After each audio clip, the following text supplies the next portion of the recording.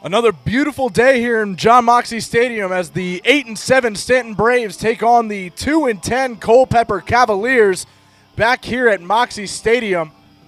Welcome back to another edition of Valley League Baseball here at the Moxley. My name is Ethan Dufresne. Coming in today with a special guest doing color commentary, Mr. Ben Yalov. How you doing today, Ben?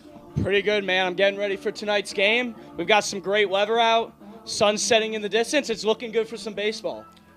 That's right. So last time Culpeper was in here, Stanton ended up taking the win 4-3. Culpeper obviously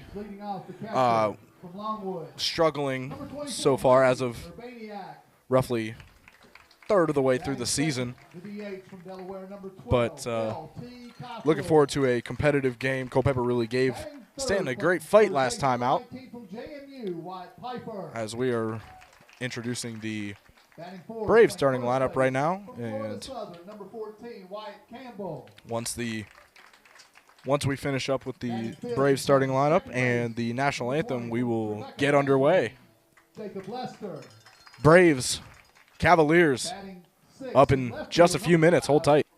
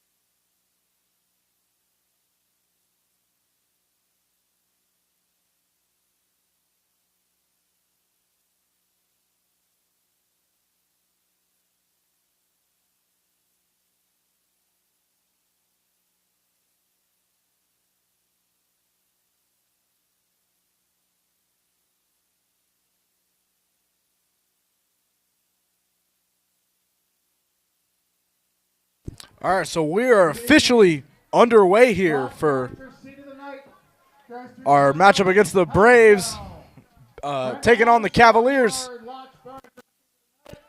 So Stanton was supposed to play the Purcellville Cannons at Purcellville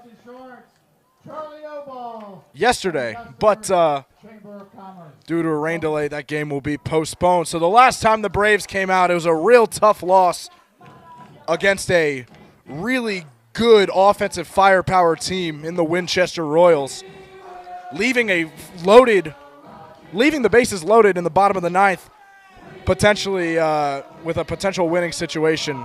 So Stanton looking to bounce back against a team that they've had their number in a team of the Culpeper Cavaliers. So starting tonight for Stanton is Kyle Batt. So Ben, if you'd like to give a little bit more about Kyle Batt this season. I'd love to, Ethan. Kyle Batt, he's won a game this year. He hasn't lost one. His ERA is a 3.37, so that's very solid to start the year. So he's looking to keep that up, get a 1-2-3 going, bring us to the bottom of the first. Yeah, so, I mean, it's been proven time and time again all season with Stanton that strong pitching from the get-go is the key to success for this Braves team. They can hit well, but pitching woes early can really cause them to struggle in the mid to late innings. So getting a strong start here, and Kyle Batt, the kid out of Medford, New Jersey, playing for Rider University. I agree. Every game I've seen Stan start off well and not give up runs in the first, they fared pretty well. So that's what we're looking for tonight. That's what we hope to see. So leading off for the Culpeper Cavaliers tonight, as we are about to get underway here, Keaton Burrows, the second baseman, Number 2, the second baseman. led off for them last time they were out here in Moxie Stadium. As we are officially underway, Batt's first pitch chopped at, just foul, 0-1.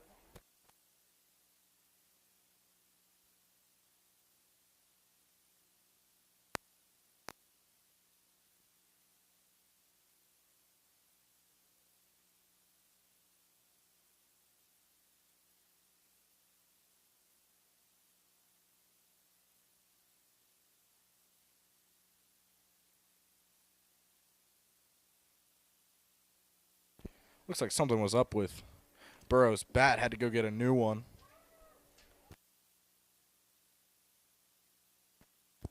Culpeper last in the South Division. Stanton second, only behind Harrisonburg, who has the most wins in the league as of tonight, as Burrows takes a strike 2 looking.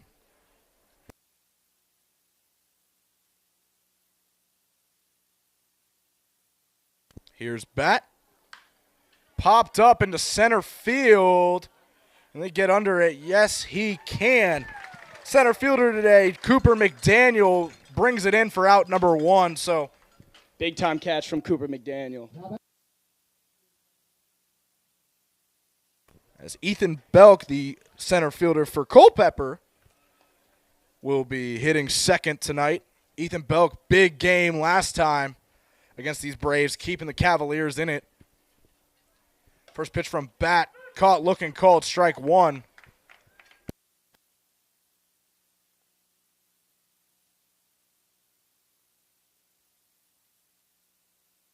Yo 1, tip back foul, 0-2.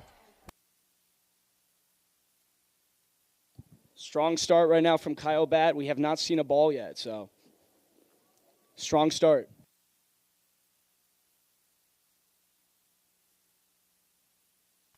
As that ball is grounded off of Bat's leg. Bat's throw to Wyatt Campbell for the easy out, number 2. Boy, that one probably stings a little bit, even if it's grounded. Even when it hits off the ground like that and loses a little bit of speed, that thing could still hurt, especially on a lower leg. I'm pretty sure that's 6 pitches and 2 outs. Could have had an immaculate inning if there was no balls put in play, but. So Mason Breton, the right fielder, is the 3-hitter as he takes ball 1.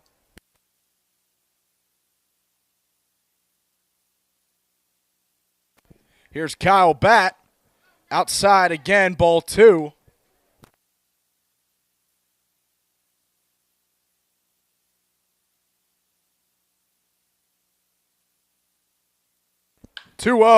Grounded into center field. That is a base hit. First hit given up on the day for Kyle Batt. Leaves Mason Breton with a single as the 4-hitter Alejandro Ludero, the catcher who can definitely hit a baseball extremely well. We saw that last time the Cavaliers were in Stanton looking to advance. As Batt's first pitch caught looking on Ludero for strike 1. It's a great piece of hitting from Mason Breton to keep the inning alive for Culpeper.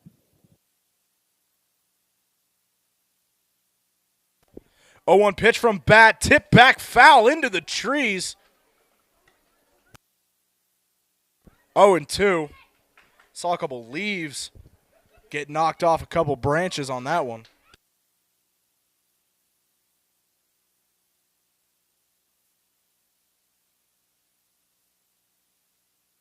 Oh, 2 pitch. Breton looking to steal, but foul ball. He's going to have to go back to first.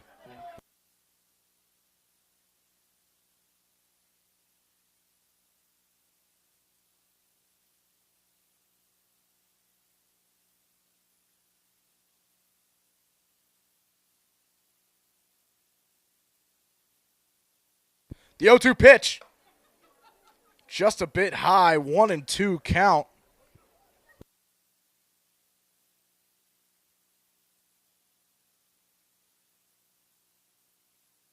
Pickoff play does not go.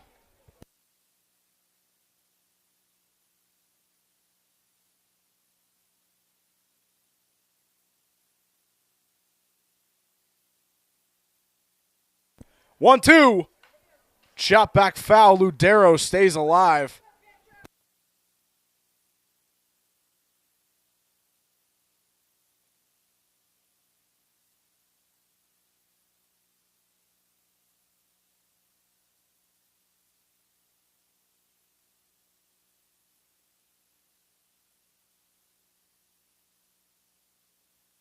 Another 1-2 pitch.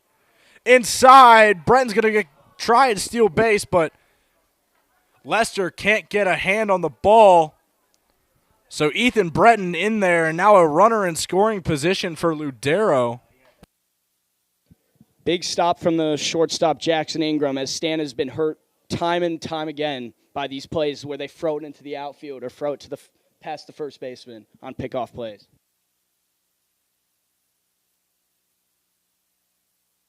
2-2.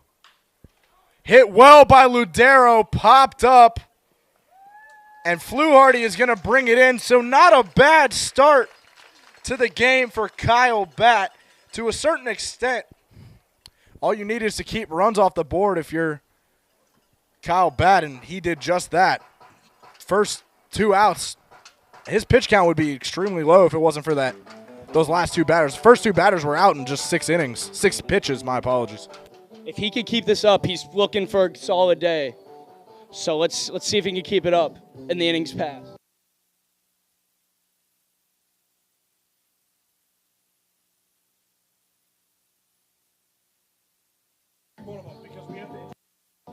Make sure to pop out to Stan Braves' next home game, Sunday, June 22nd versus Purcellville. Everyone there, make sure to bring a canned good, because everyone who brings one gets in the game for free. So make sure to bring your canned good. Only one per person, though. And all donations from this event will go to the Blue Ridge Area Food Bank. So starting today for Culpeper on the mound is number 33, Ed Wagner out of Haymarket, Virginia, playing his college ball at the University of North Carolina, Charlotte, the 49ers. As the top of this lineup today everybody on this lineup today for Stanton has proven time and time again that they can really either hit the baseball or draw walks. You got a 9-hitter in Jackson Ingram, the shortstop, that has drawn a boatload of walks and is very good at doing it. And then you have 2 guys in the roster, 2 guys in the starting lineup who are both hitting over 450 today, batting average. So bringing out the power hitters today to hopefully tuck this one away fast if you're Stanton. Stanton has also proved time and time again all season that it's never over till it's over. They've had 2 outs many times, produced a rally. Even if they haven't come away with the W or win, they still have found ways to extend games. So whenever Stan has 2 outs in an inning or even 2 strikes in an inning, you always have to look out for them, because you never know what could happen in a game. Leading off here for Stanton is one of those 450 power hitters that I was talking about. Catcher Mikey Urbaniak has been solid all season across the board from hitting in clutch situations and base running. So Wagner's going to have a tough challenge here for batter number 1 as Urbaniak first pitch is inside, 1-0 count. Batting .452 on the year, so a stellar start so far from Michael Urbaniak. 1-0 pitch. Inside again, same spot, 2-0.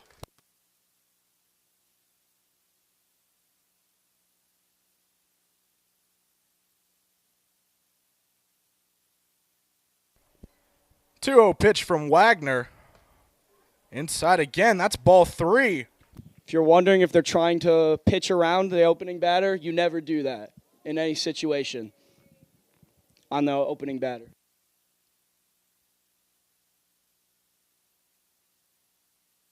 Here's the 3-0. Called strike one. Caught looking.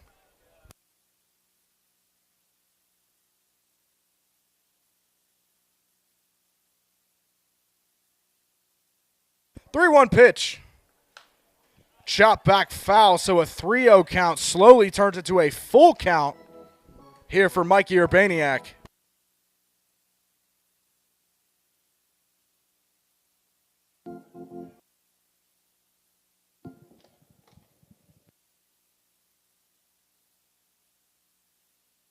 The 3-2 pitch. Down, so it ends up being a walk anyway. Mikey Urbaniak, a leadoff walk and a leadoff man on base for the Staunton Braves. Now batting the DH, number 12, L.T. Cockrell. That's his 10th walk on the year, so his on-base percentage way higher than 605 now, but that's an exceeding, amazing on-base percentage, and he keeps producing and keeps getting on base for the Staunton Braves. Another catcher that has been fantastic hitting the baseball. L.T. Cockrell, the kid out of the University of Delaware, designated hitting tonight as he takes a strike one. But L.T. Cockrell, we saw in his debut not too long ago for the Staunton Braves, a home run in his first at-bat at home in Moxie Stadium. So looking to continue that energy here as the next pitch goes into the dirt, even count 1-1. If this pitch even gets past the catcher, Urbaniak is swiping second as he has already stolen 3 bases on the season. So he's a threat out there, and he's looking to get to second on anything that gets past the catcher.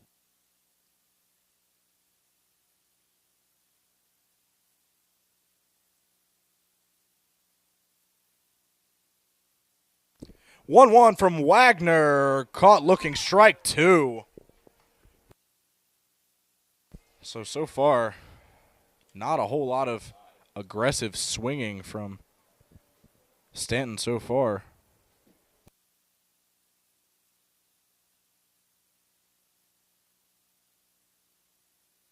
Pickoff play on Urbaniak does not go, as it stays 0 outs. Smart if I'm the pitcher, keep him on his toes because he's a threat out there. This is something we saw a lot in the first game of the season against Covington for Stanton, as that 1-2 pitch is way outside 2-2. Covington picked off at least 3 runners, especially at first base, which that's half an inning of baseball.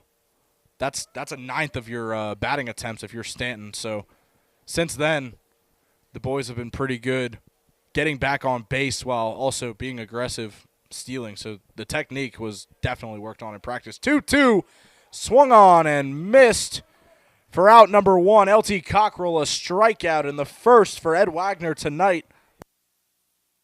As Wyatt Pfeiffer, the JMU Duke, is now up at third base.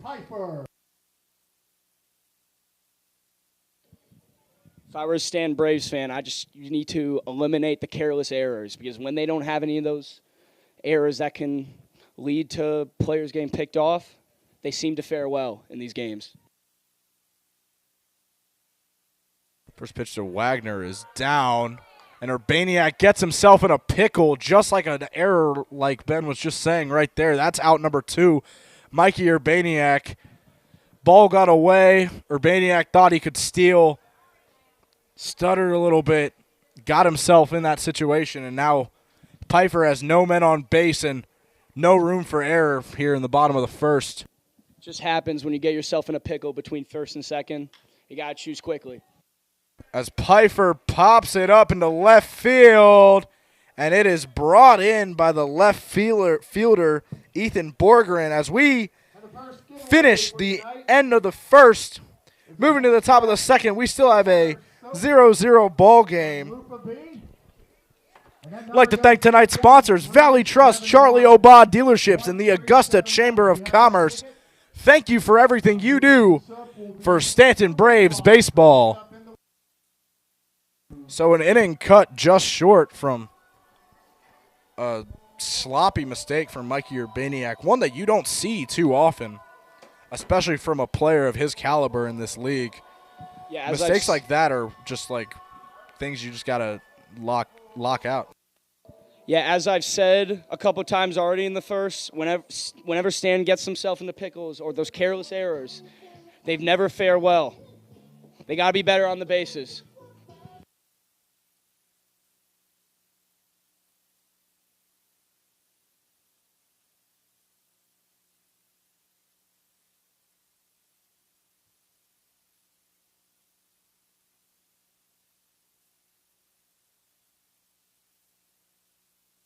So Kyle Batt staying out here. Not too bad of a first appearance. Kept his pitch count low for the first 2 outs. And he started to get away from him a little bit. But nonetheless, no runs on the board. As the first baseman, Colby Motley, will be leading it off here for the Culpeper Cavaliers. What a huge catch it was from Ethan Beck in the first inning, because that could have been bad if you're a Stan Braves fan, letting that ball get over your head in the gap.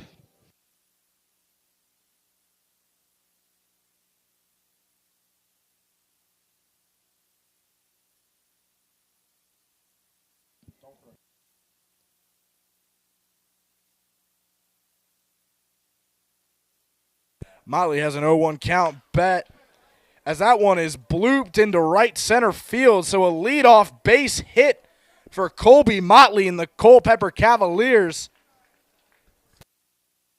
as it only took 2 pitches to get a beautiful gapping play near the wall.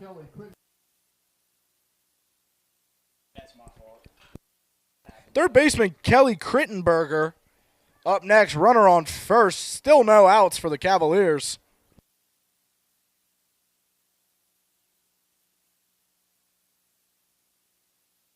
Bat's first pitch. Looks like a bunt attempt, and it hit off his bat, but Yeah, I'm that pretty was sure it really hit off close his to bat, his. It was really close to his body, so they're going to call it 0-1 count. But that looked like if there wasn't a bunt attempt, that probably could have been a hit by pitch.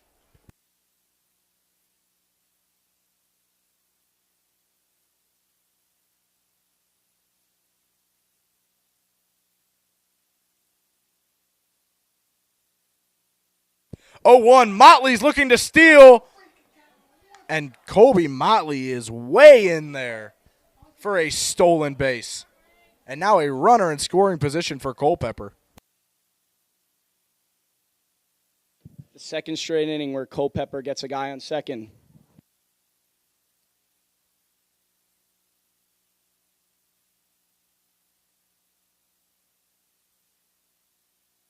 One. Down in the dirt for ball 2. Ball 3. Ball 2.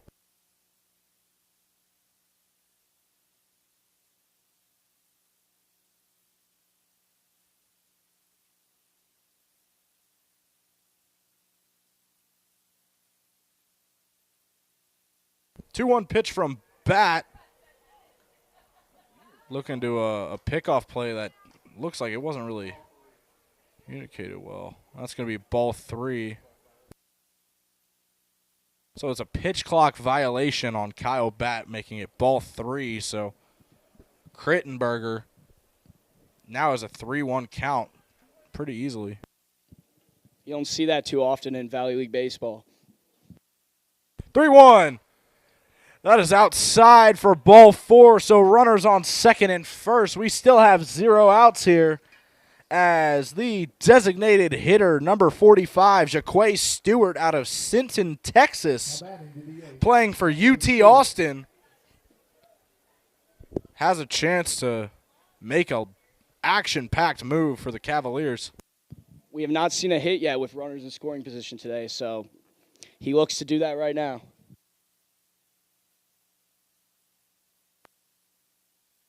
First pitch from Bat, down for a ball 1.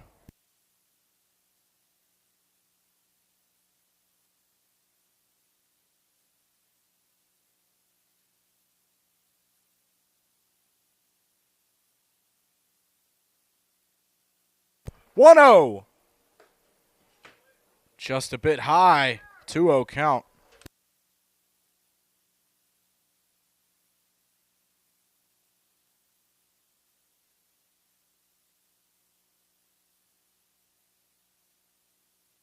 Two-0 pitch. Call it ball 3. Looked like he might have attempted to swing at that, but held back. You have to throw a strike in this situation if you're Stan. You cannot load the bases with nobody out this early in the game.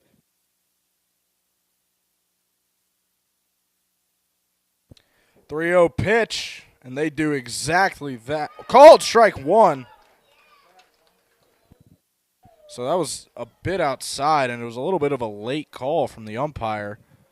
Yeah, I was going to say that. Looked outside to us in the booth. Stewart started walking to first like he just got the bases loaded, but nonetheless, 3-1.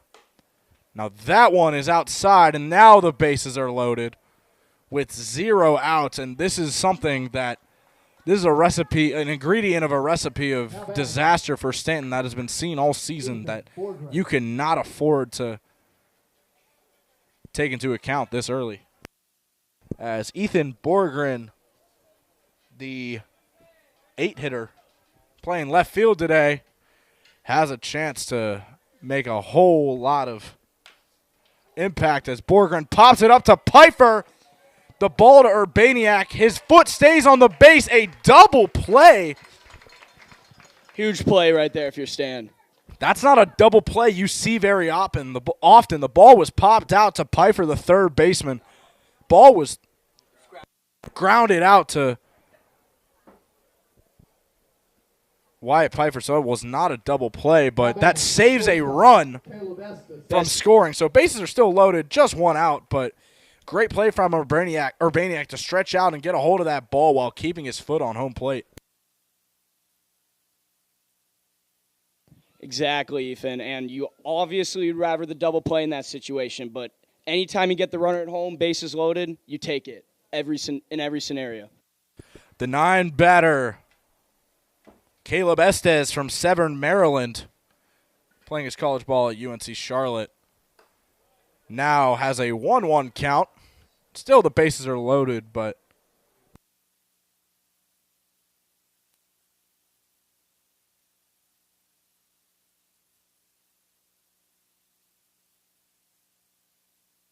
one. Chopped foul, 1-2.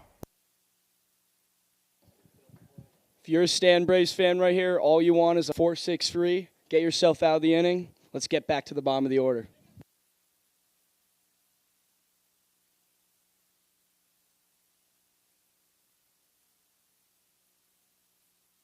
Here's the 1-2, and that is fielded well. That gaps into right field. 1 run will score. Here comes Stewart, and he is in there. The ball gets away, and Borgren is going to score. That is a 3 RBI triple for the 9-hitter Caleb Estes. It'll be 2 RBIs, and that last runner, they'll give him the error. But nonetheless, a 3-0 Culpeper lead. What a monstrous play. As we are back at the top of the order with Keaton Burrows. Great piece of hitting to find the spot in next near to first base. But as we've talked about numerous times, another careless error from Stan. Could have been 1 to 2 runs. Instead, it's 3. And it's 3-0 early. That is not one you see Wyatt Piper happen. It's something that Wyatt Piper does not tend to do a whole lot, especially at that third base position. But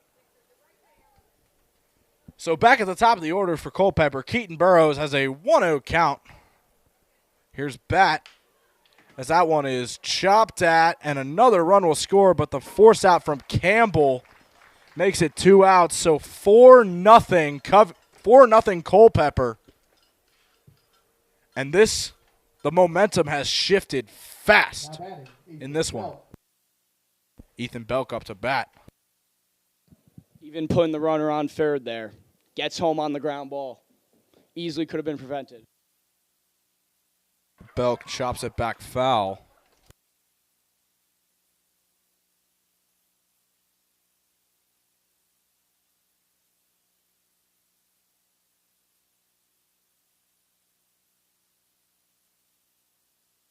That ball is high, even count.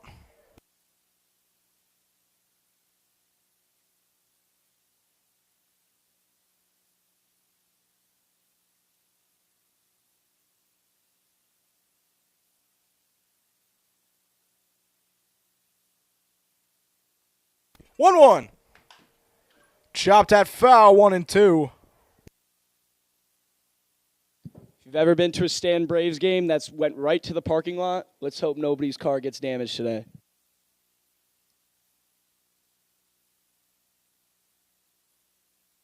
1-2.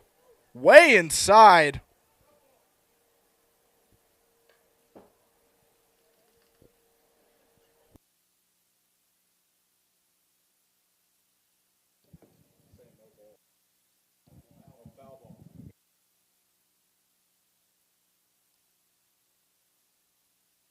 So it stays 1-2 as that hit the bat.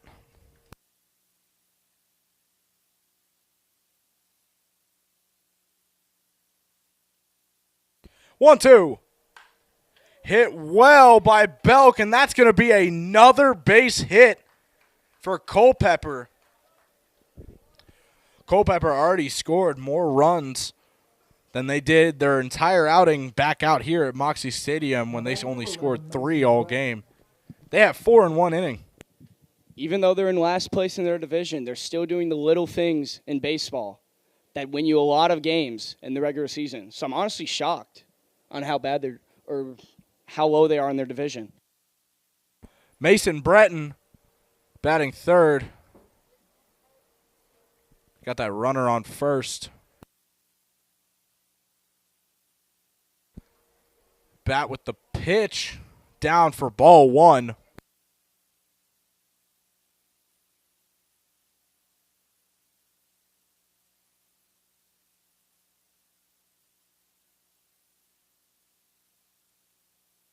One 0.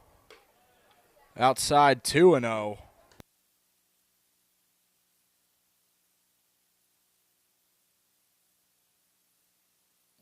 Very weird pitch out, I'd have to say. 2-0. Looks like Belk's going to try and steal, and he is safe at second base. So a stolen base for Ethan Belk. Very close call there at second base. Probably could have gone either way.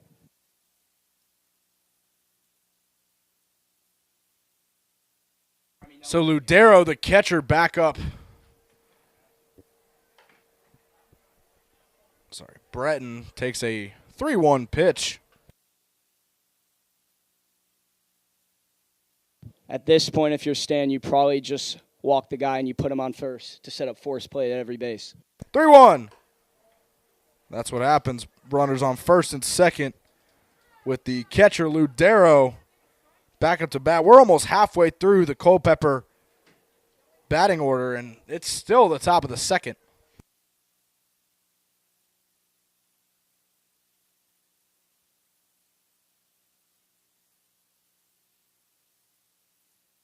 As Kyle Batt is going to have a visit to the mound.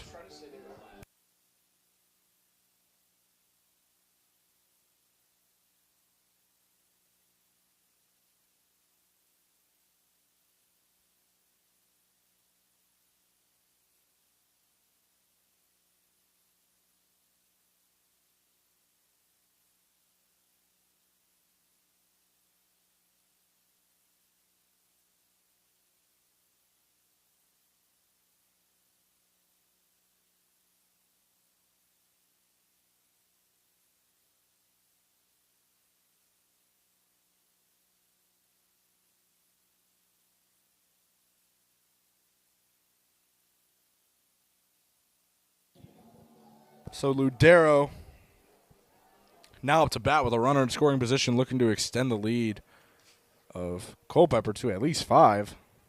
Kyle Batt staying out there. Nobody warming up so far in the Stanton bullpen as Ludero caught looking for a strike 1. Keeping in mind of Kyle Batt's outing today, he's already given up more runs than his per 9 innings, as his ERA right now is 3.37. So it's not his typical outing. 0-1. Made a little bit of contact. Nonetheless, 0-2 pitch coming up.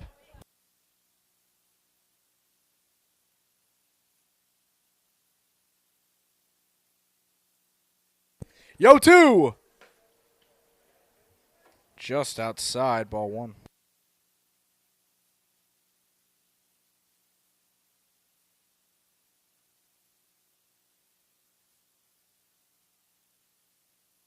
One, 2. Tip back foul, stays 1-2.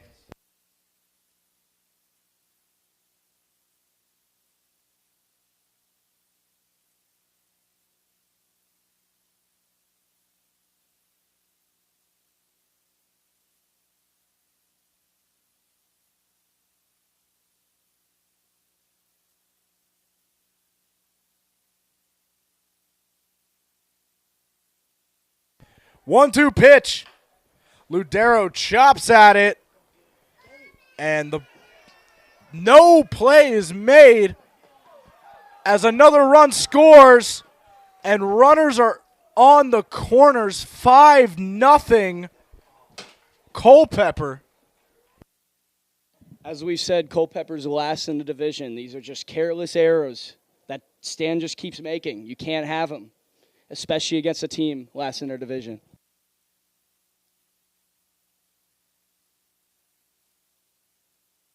Colby Motley, the 5 batter, who we've already seen twice. Well, this will be the second time, and it's still the top of the second. Runners on the corners, looking to extend their lead even further. Bats first pitch to Motley, tipped off the top of his bat, foul, 0-1.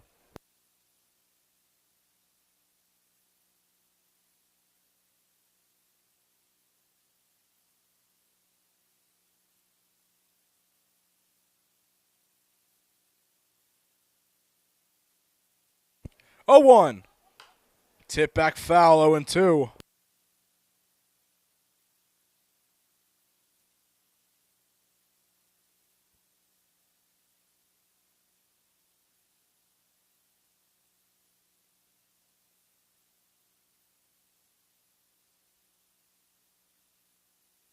The 0-2 pitch. Swung on and missed. So the nightmare inning of Kyle Batten, the Stanton Braves fielders, is finally over, giving up five runs in the top of the second, as we will see Wyatt Campbell, Jacob Lester, and Lincoln Pack do up for the Braves. Stan catches a break there with the pitch out way outside, and he chases, and it could have kept the inning alive. So Stan's lucky on that one, and they'll look to keep that momentum up in the bottom of the second. If anyone or any group that you know that might be interested in providing a post-game meal for not only just the Stan players but the coaches, talk to Miss Joyce, our concession stand manager, and she'll let you know what the deal is with that. As well as make sure to pop out to our next home game, June 22nd, this Sunday, versus Purcellville. Everyone that brings a canned good will get in for free. And all donations go to Blue Ridge Area Food Bank. So don't miss the opportunity. Come out to your first Stan Braves game if you haven't been to one yet. Ed Wagner staying out here for the Cavaliers. Strong outing in the first, getting a strikeout under his belt. As the sun starts to set again in beautiful Staunton, Virginia. We now have somebody who looks like they are warming up in the Braves bullpen. Looks like to be number 23, Caden Takahashi Trader.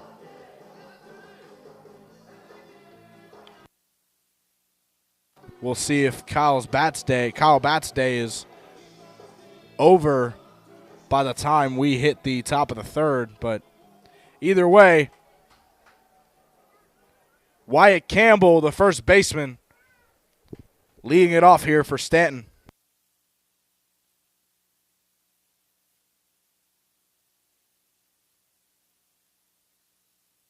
Here's the pitch from Wagner. Caught looking, strike 1. All you need is base runners if you're looking to get back in this game. That's all you need.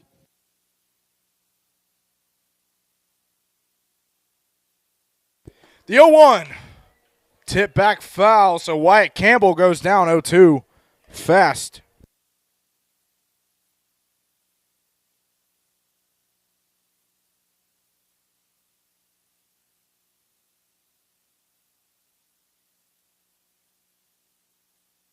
The 0-2 pitch from Wagner as Wyatt Campbell pops it up.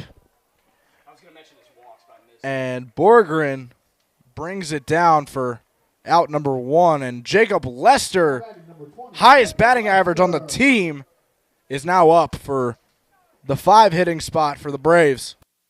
He's been red hot with having 10 hits and just only 22 at-bats. That's some Hall of Fame numbers if we're talking about the major leagues. Wagner's first pitch to Lester, just a bit high, ball 1. Make sure to take your pitches if you're Stan. You're not going to get back in this game if you're chasing at everything. 1-0. Lester pops it up back behind the home plate. Even count.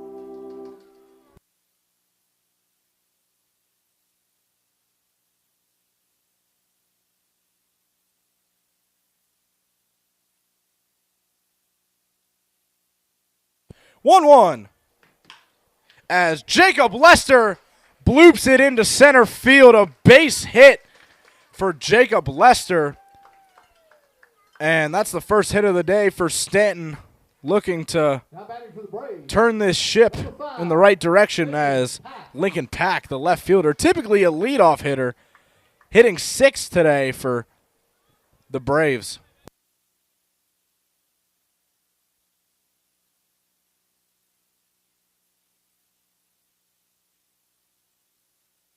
Wagner, first pitch to Pack, called strike 1, caught looking. Lincoln Pack has not had a strong start to the season, but what better chance to do it than right now when the Braves need it, down 5-0 in the bottom of the second.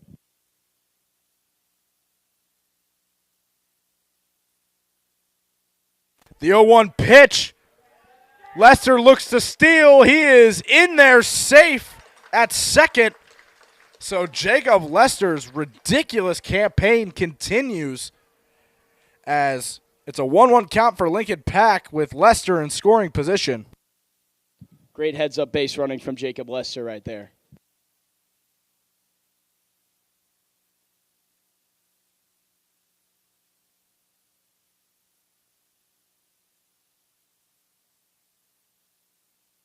The 1-1 swung on and missed by Lincoln Pack, 1-2.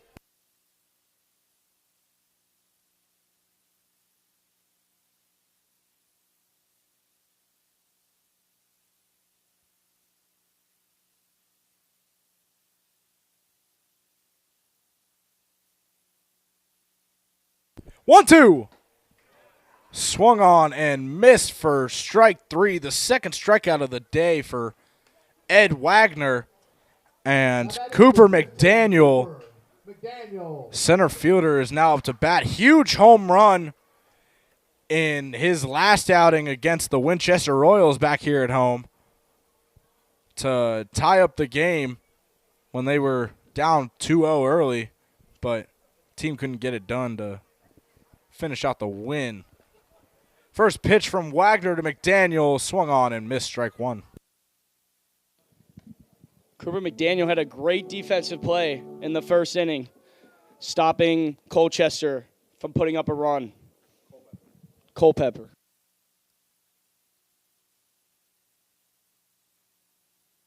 Wagner, ball is out, 1-0. Lester advances to third, and that runner is 90 feet closer to home plate. Just by getting to second is huge because the pass ball allows him to get to third. And typically third base is a lot harder to steal. So when you get to second, it creates a lot of opportunities like that to get to third.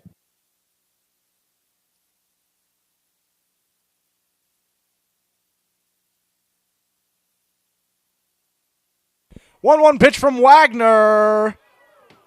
Chopped foul, but it looks like it hit the catcher, Ludero. in the thigh. That does not feel good, Ethan, I will say. I mean, I never played baseball as a kid, but I can imagine that is not a fun feeling to have. I think the worst I've had from an athletic standpoint was getting cleated in the calf during a JV football game, but that was not the worst thing ever. I can guarantee you that he's shaking his hand a little bit, and maybe it hit him in the hand as the hand that he was potentially like resting on his thigh or something like that. But looks like Ludero's okay, and we'll get to keep this. He'll get to keep playing in this game. Always great to see. We never want to see anybody injured, whether it's the opposing team or our team. Never want to see it. You could also argue that catcher could be the hardest position in the sport. Could be an argument. So Ed Wagner just needs one more strike to finish off the inning and leave that runner stranded on third. Will he do it here? That ball is way inside on McDaniel, 2-2.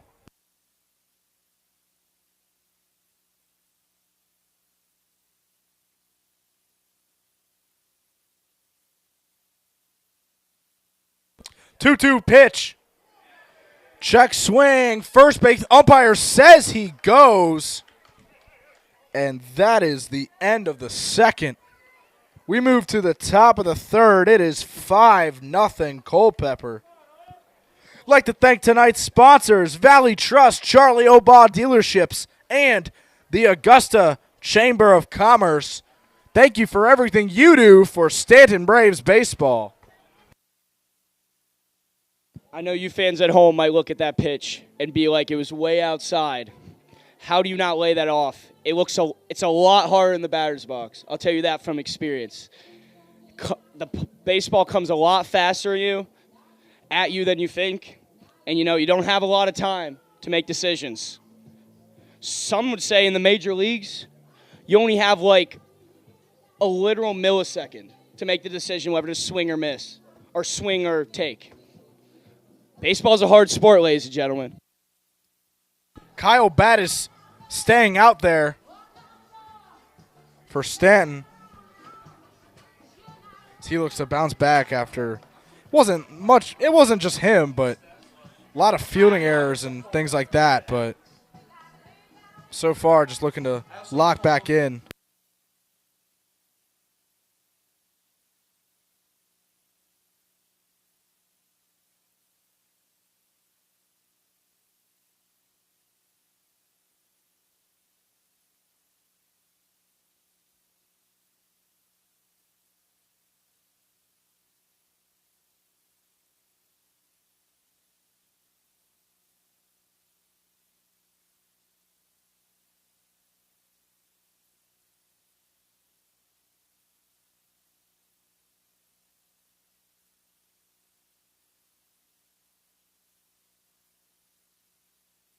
Leading off for Culpeper here in the top of the third is Kelly Crittenberger, third baseman. 1-0 count from him. Chopped foul, even count 1-1.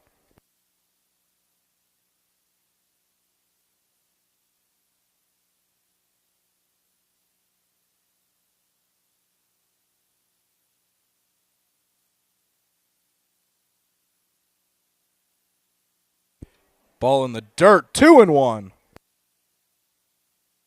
This finally starts to cool down up here in the press box as that sun tucks away behind Moxie Stadium and Gypsy Hill Golf Course. As Crittenberger grounds on one out.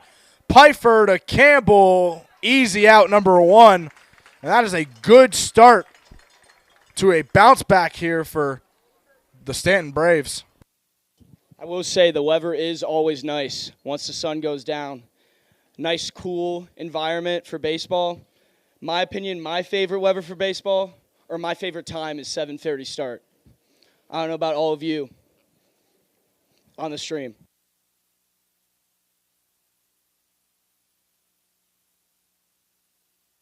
So Jaquay Stewart up next for the Cavaliers. 1-0 count from Bat.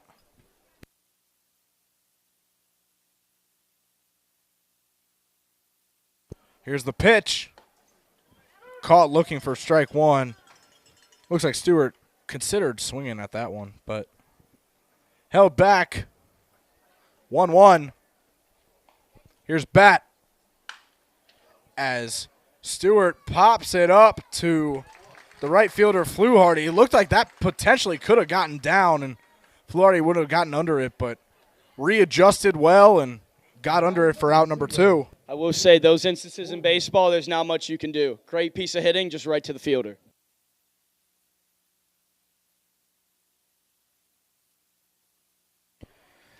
Ethan Borgren, the 8-hitter, is batting third in this inning.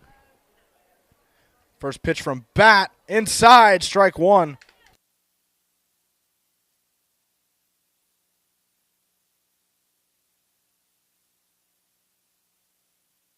Oh, 1.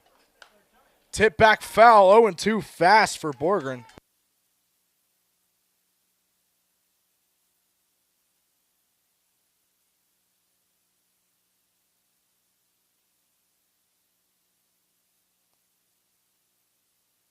The 0-2 swung on and missed. So Kyle Batt and the Stanton Braves waste absolutely no time getting back to their fielding roots and getting back to their fundamentals. That was a 1-2-3 inning as we move back to the bottom of the third, staying a 5-0 ball game for Culpeper. Great 1-2-3 inning from Stan. Not much else you can ask. You just got to get the bats moving now.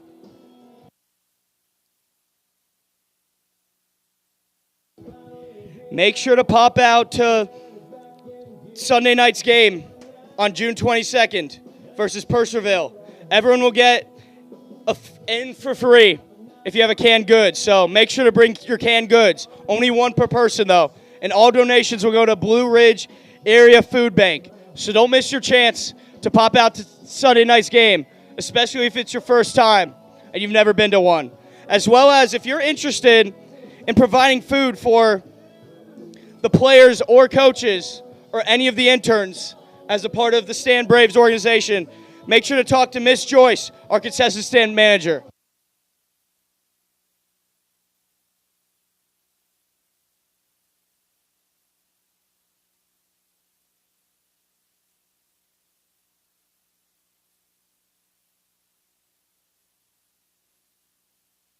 So Ed Wagner staying out there for the Cavaliers, as we will see Fluharty, Ingram, and Urbaniak due up for the bottom of the third here.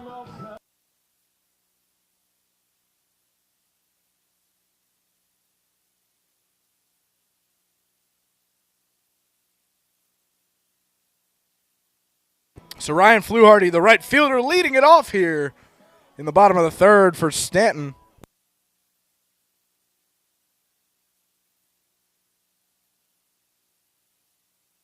First pitch from Wagner, swung on and missed by Fluharty, strike one. Pitch looked a little outside to me. I'd focus more on putting back the ball in the strike zone and trying to get on base, as Stan needs base runners. You're not going to get it back with one swing. Here's the 0-1. Down in the dirt, 1-1 count.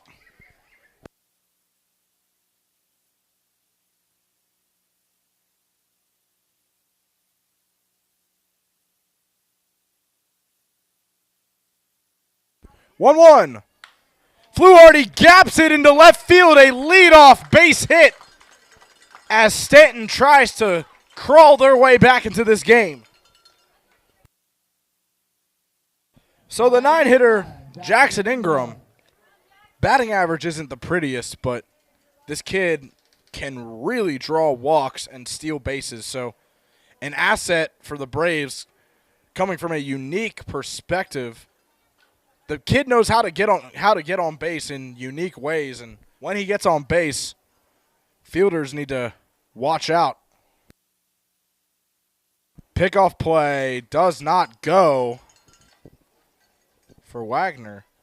I agree, and Jackson Ingram, as long as he gets on base, he's always a threat. It's just a matter of His batting average so far this season hasn't been the best, but no better time to change that. Still 0-0. Ingram draws bunt, but pulls back in time, 1-0 count.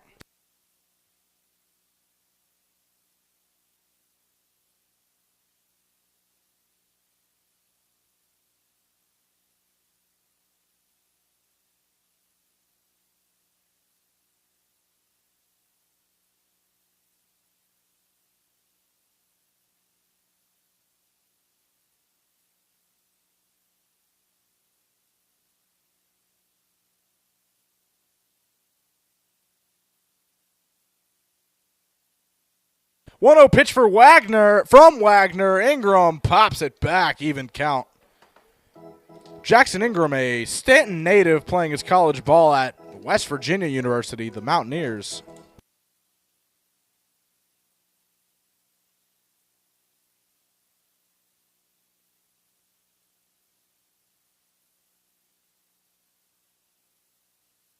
One-one. Called ball 2.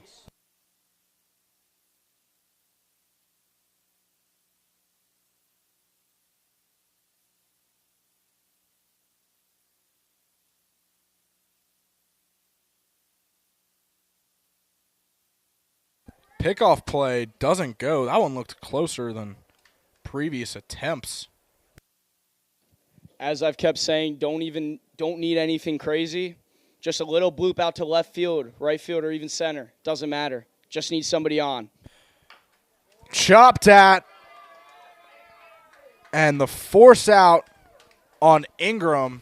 But runner advances into scoring position as we are back at the top of the batting order for Stanton. So Mikey Urbaniak with a runner in scoring position. Now batting number 24. Not the best case scenario, but you move the runner over to second, so you have a chance to get a run here. And if you claw back every inning, you'll get back in this game pretty quickly. Especially with the top of the batting order and the way they've been performing lately. Not too bad of a sacrifice fielding-wise to great position to put the leading guy on second. Urbaniak, it gaps through the shortstop. Fluharty's going to stay at third, but runners on the corners for LT Cockrell. Still just one out. Man, that ball just got past the glove of the shortstop, Estes, and that is a huge play for the Braves. It was, and as I was saying, it's always very beneficial to get a guy on second, even with 2 outs, with the top of the lineup coming up, because they can do a lot of damage in certain scenarios.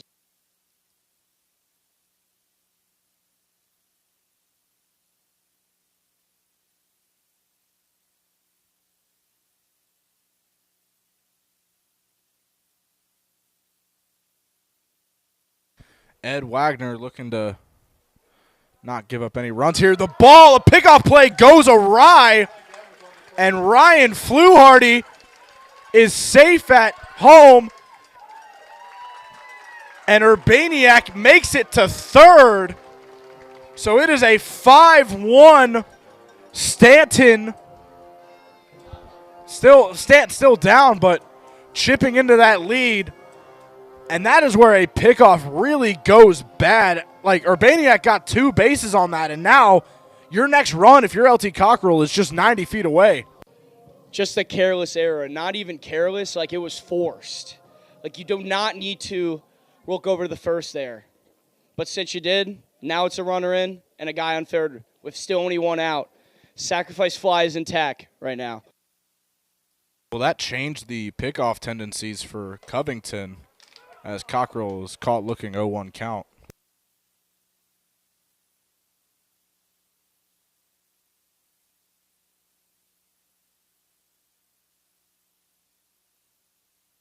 The 0-1. Just high, 1-1.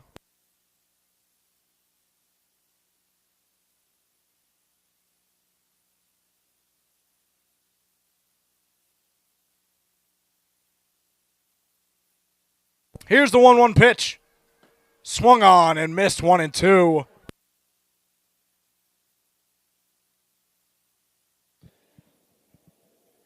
Got to protect here. You don't want to go down looking, especially in this scenario of 1 out and a guy in third. 1-2. Way outside. Ball gets away from the catcher, Ludero, and Urbaniak crosses the plate. 5-2. The lead is cut to just 3 for Culpeper. You got to think, as Ethan was saying, about Culpeper's picking off strategies. It leads to 2 runs in this inning, as the pass ball would not have brought in a run if he never tried to pick him off. 2-2 pitch from Wagner. Called high, ball 3, full count for LT Cockrell.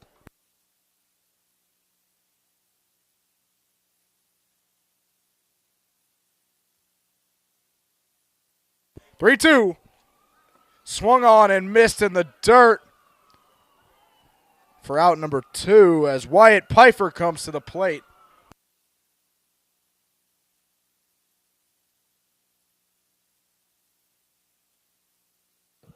It's the little things that good teams do. As Stanton is slowly clawing their way back in this game, as it's only a 5-2 game now. Just need to keep this up for innings to come.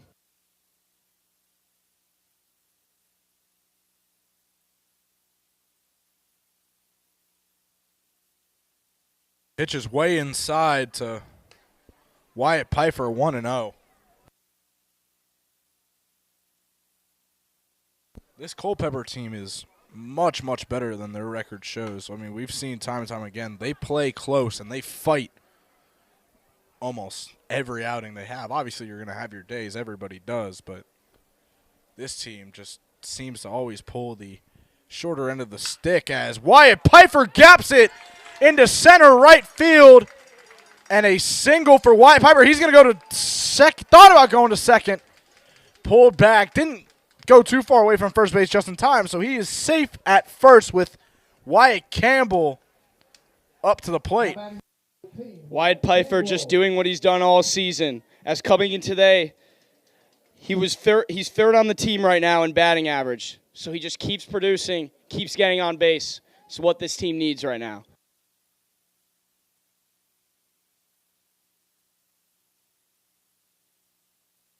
The first baseman, Wyatt Campbell. First pitch from Wagner down in the dirt, 1-0.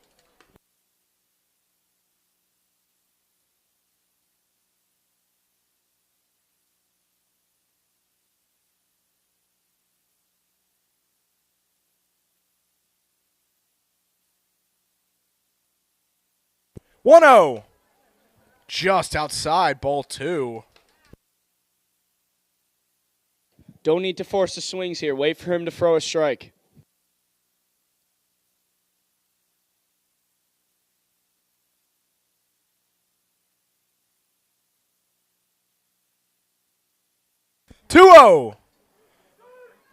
Called strike 1. Ludero loses grip of the ball. I will say that did look outside to me, but that's only our view from the press box.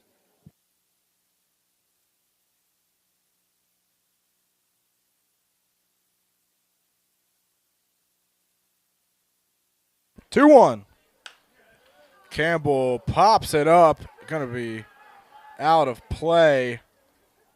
2-2.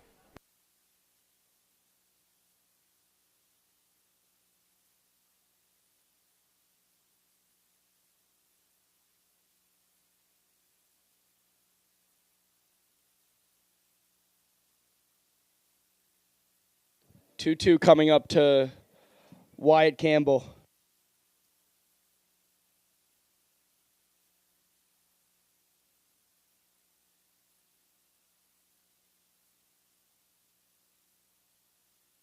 Here's the pitch. Pfeiffer looks to steal. Strikeout play. That is the end of the third. We move to the top of the fourth. So Stanton chips 2 runs into the lead, making it only 3. We'd like to thank tonight's sponsors, Valley Trust, Charlie Oba Dealerships, and the Augusta Chamber of Commerce. Thank you for everything you do for Staunton Braves baseball. as we see a new pitcher come in for the Stanton Braves. So Kyle Batt's day is over.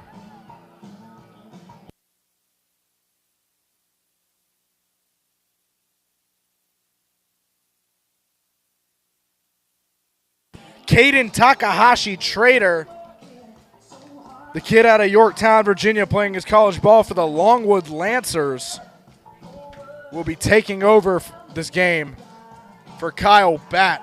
Rough second inning for Kyle Batt, but got his act together in the third. It's not going to be enough for him to stay on the mound for today.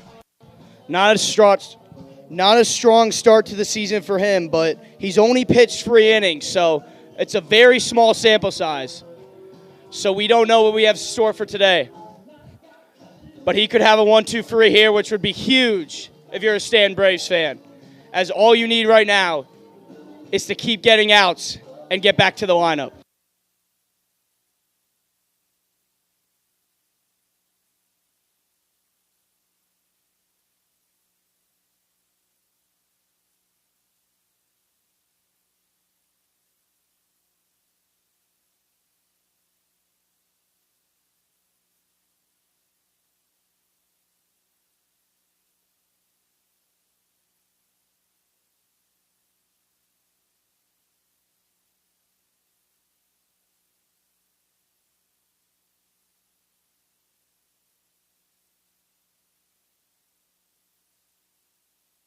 So, Takahashi Trader, this Stanton bullpen is extremely deep, but you got to start thinking for the future too. You have a tough game tomorrow against the league best Harrisonburg Turks at Harrisonburg at Veterans Memorial Park. That is a game you want to keep a lot of your bullpen and your pitchers fresh for if you want a shot at pulling out that game.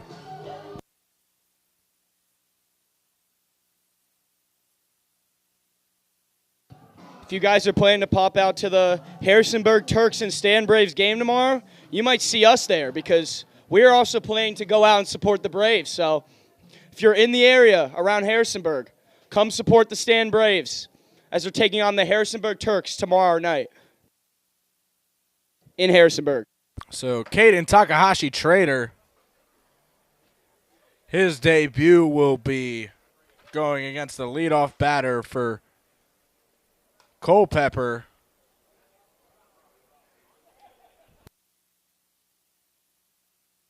The 9-hitter, the shortstop, Caleb Estes, who had a 2 RBI triple his last at-bat, as his next pitch goes 2-0. And the triple could have been avoided as there was a lot of careless errors from the Stanton Braves that allowed it to be a triple. Estes only registering 2 RBIs, but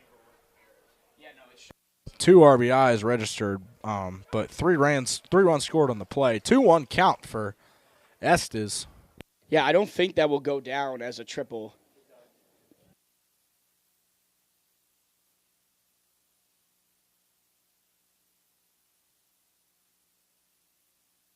Two-one pitch, swung on and missed, even count.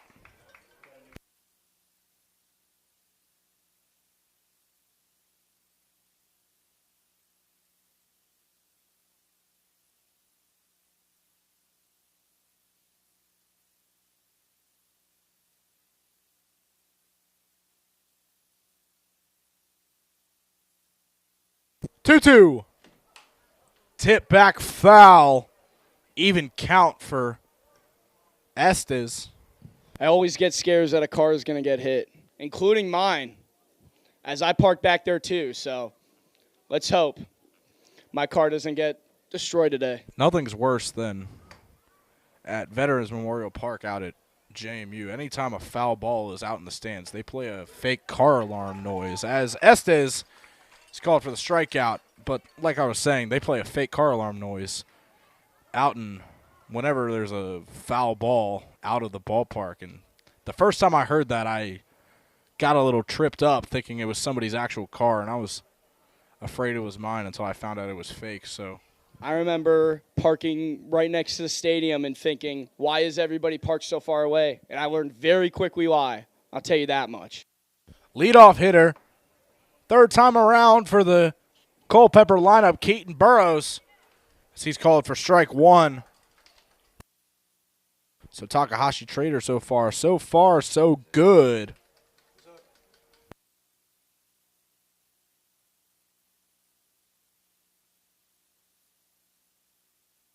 The 0-1.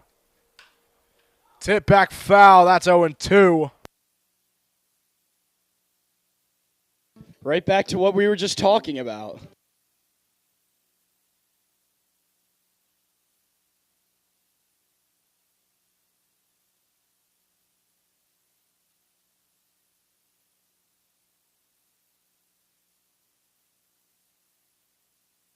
The 0-2 pitch.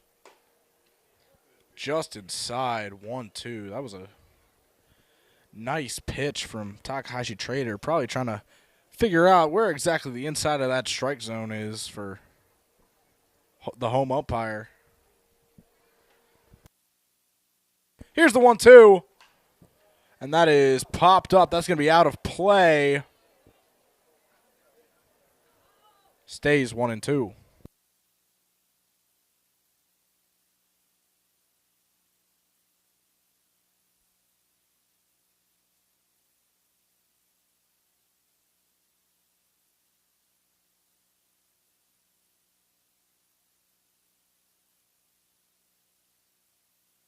One-two pitch. Tip back foul again, so Burrows keeps the at-bat alive.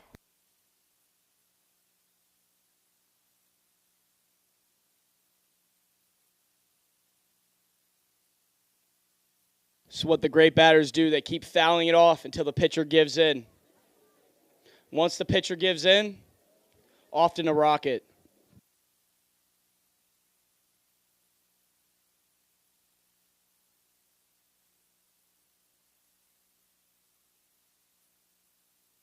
One-two. Way outside. 2-2. Pitch wasn't even close for Takahashi Trader. Just a misfire there, as it wasn't even close.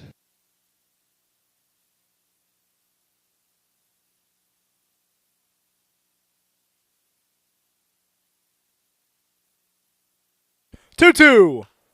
Popped up, still out of play. And this is an at-bat that is going to run up Caden Takahashi Trader's pitch count.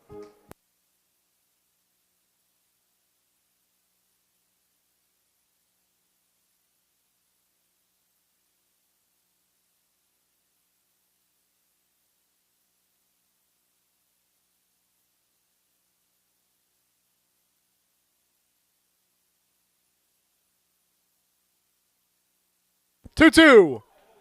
Just a bit high, so Keaton Burrows fighting his way through for a full count pitch. What pitch number would that be?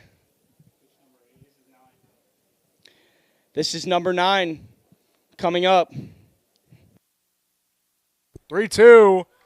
And Keaton Burrows, after all of that, draws a walk.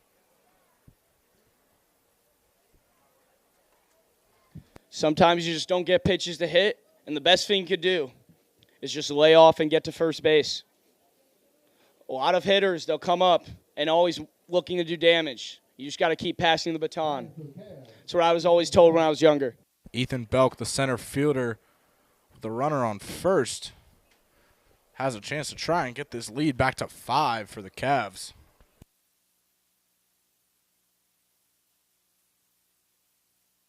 Trader's first pitch, called strike 1.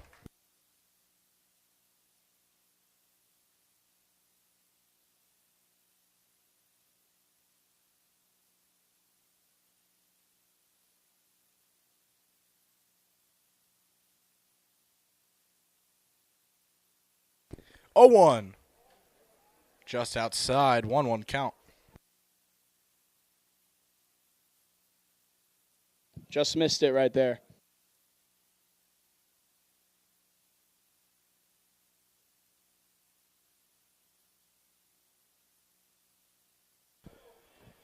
Burrows Burrows looking to steal. He is way safe in there. A stolen base for Keaton Burrows.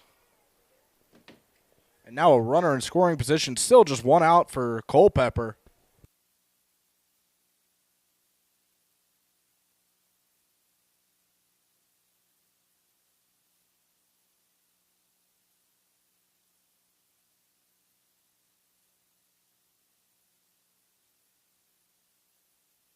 The 2-1. Swung on and missed. 2-2.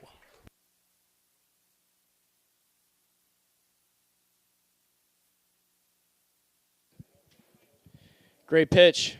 Just wasn't seen great by the batter as he swung and missed.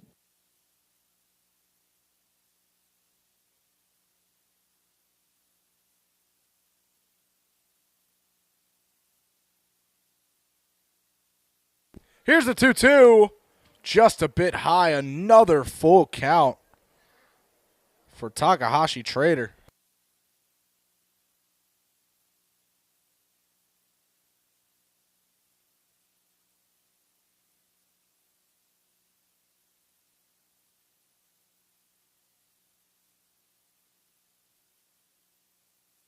Three-two. Down in the dirt in a walk for Ethan Belk. Way to fight that one through and get on base. Takahashi Trader is having a hard time finishing out these at-bats right now. Just a great at-bat again as Culpeper just keeps getting on base and putting trouble on the bases for Stan. Mason Breton, the right fielder, batting third here. Still just one out.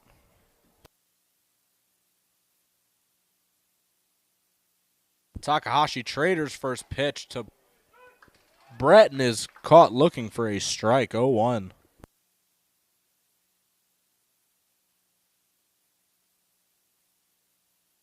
This is the same type of thing that led to the top of the second here for Culpeper. So if you're a Stan Braves fan, you hope that does not happen here. 0-1. Caught looking again. 0-2.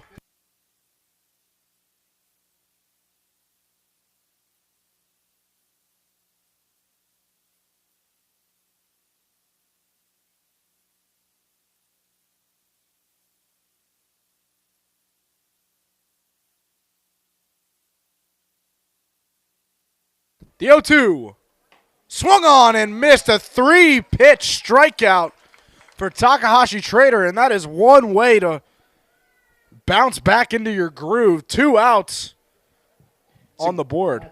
It's a great way, as you don't want to just keep putting base runners on base. You'd rather give up a run to a single or a gapper than just keep walking people and load the bases with no hits on the board yet in this inning. So the catcher, Alejandro Ludero, looking to keep this top of the fourth alive for the Cavaliers. It's his first pitch. He's caught looking strike one. Just got to keep throwing strikes here. If you're a Stan Braves fan, this is what you want.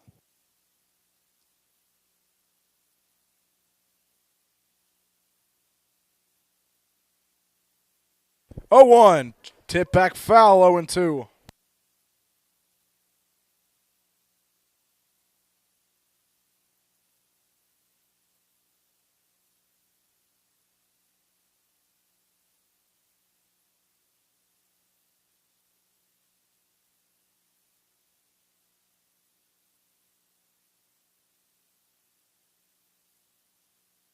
The 0-2.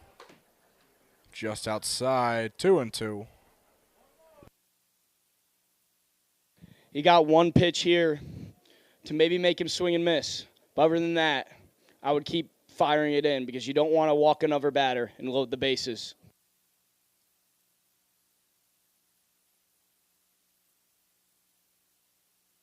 One, two.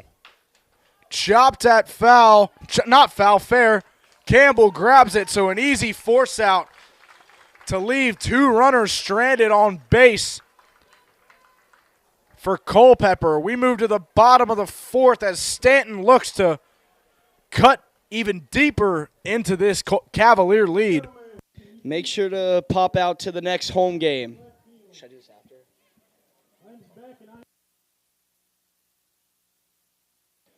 We have some dizzy bat on our hands. Excuse me for a second.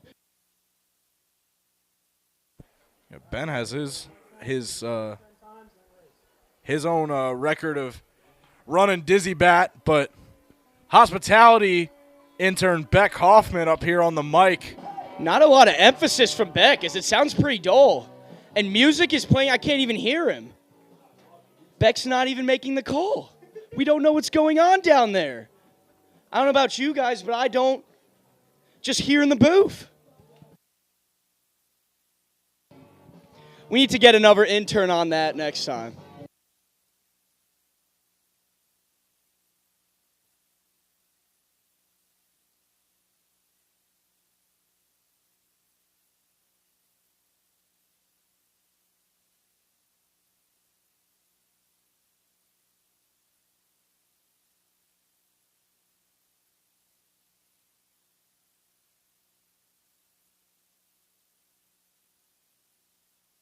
Make sure to pop out to Sunday night's ball game here at Stanton Braves. The Purcellville Cannons will take them on Sunday night, June 22nd. Make sure to bring a canned good, because everyone that has a canned good will get in for free. And all donations go to Blue Ridge Area Food Bank. So this is more than a better reason to come out to your first Braves game if you haven't already.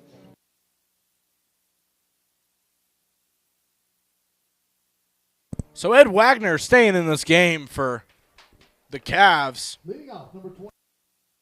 Jacob Lester is the 5-hitter leading off here in the bottom of the fourth. 5-2 Cavalier lead, as that is ball one, gets out of Ludero's glove way over his head.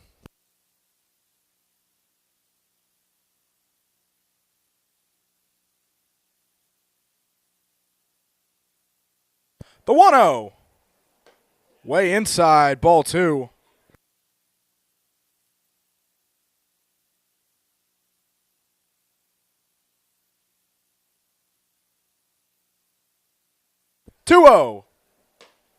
Check swing. I'm going to say he crossed 2-1. Jacob Lester 1 for 1 on the day. Just with a single. So he's looking to keep this up right here. 2-1 pitch goes high, 3-1.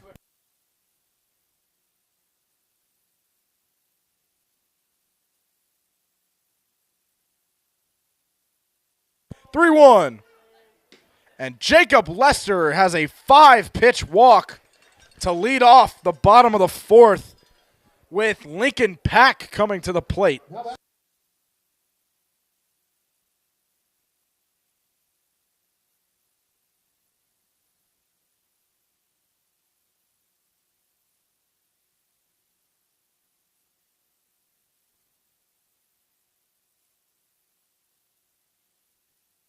Ed Wagner, his first pitch to Lincoln Pack, in there for a strike. Great opening pitch to set the tone of the at-bat.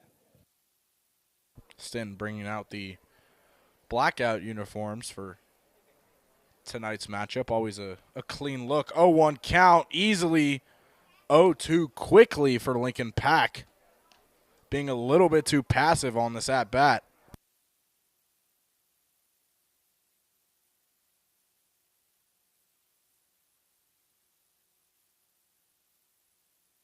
Yo-2.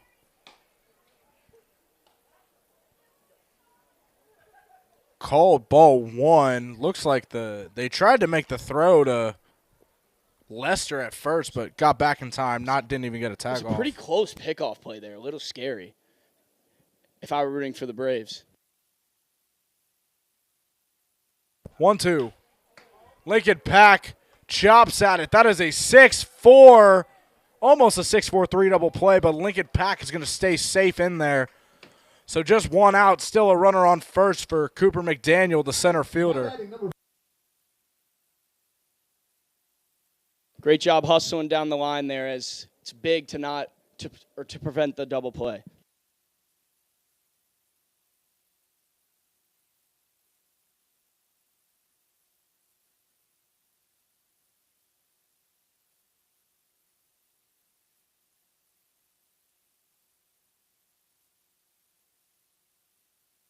Wagner's first pitch to McDaniel. Strike one. Made a little bit of contact.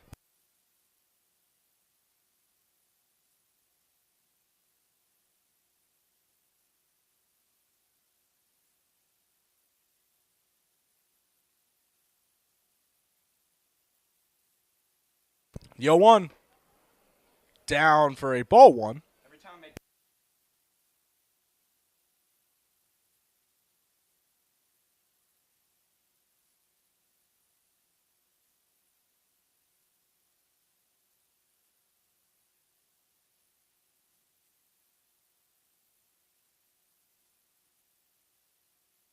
The 1-1. Cooper McDaniel, will that get down? No. A snag from a beautiful grab from the right fielder, Mason Breton. As Ryan Fluharty comes up, still a runner on first and 2 outs on the board. Great swing from Cooper McDaniel. It just sometimes doesn't go your way, as the right fielder is able to get there and make a nice catch.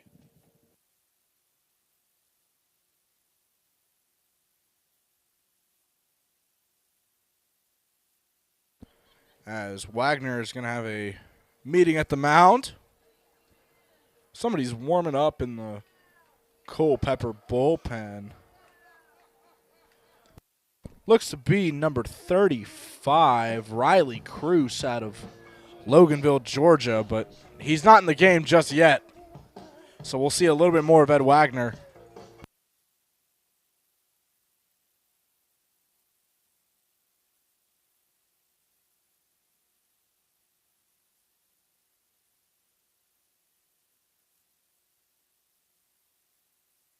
I would have been surprised there if they had pulled the pitcher, as he had just gotten 2 straight outs right after giving up the base runner.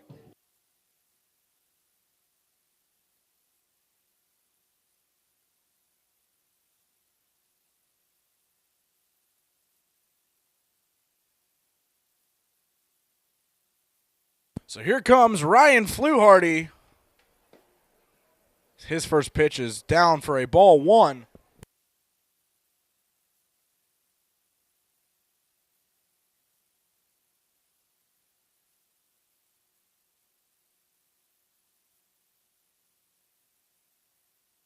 One 0. Called strike one.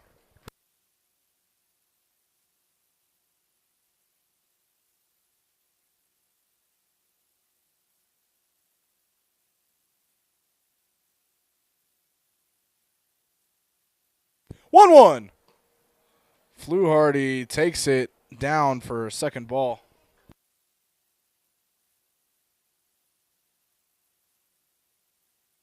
Keeping in mind, one swing in this game, and it's a 1-run game.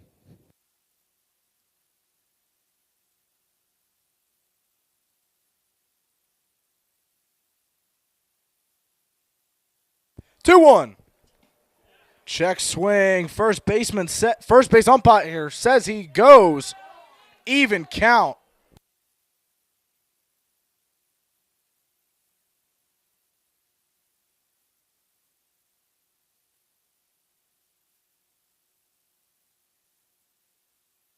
Two.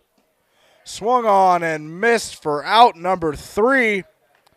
As we move to the top of the 5th, still a 5-2 Culpeper ball game. I'd like to thank tonight's sponsors, Valley Trust, Charlie Obaugh Dealerships, and the Augusta Chamber of Commerce. Thank you for everything you do for Stanton Braves baseball. Caden Takahashi Trader will be staying in this game for the Braves.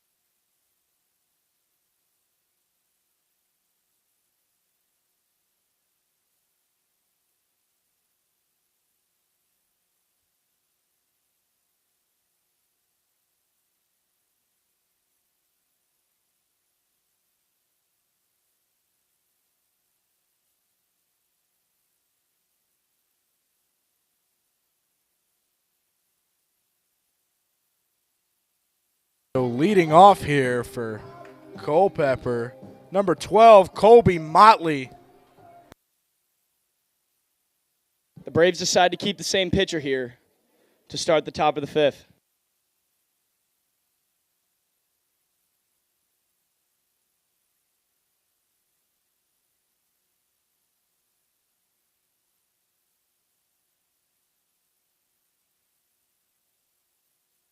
Takahashi Trader, ball is outside for 1-0 count. Motley leads off for the Cavaliers.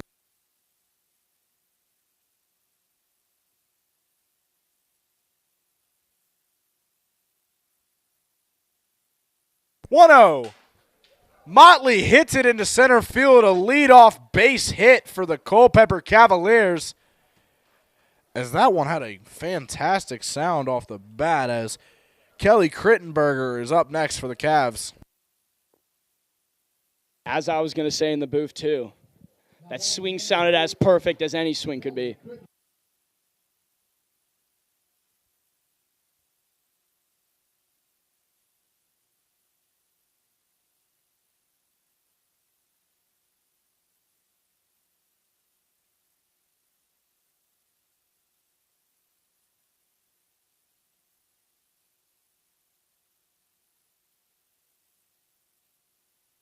Trader's first pitch to Crittenberger. Called for a strike one, caught looking.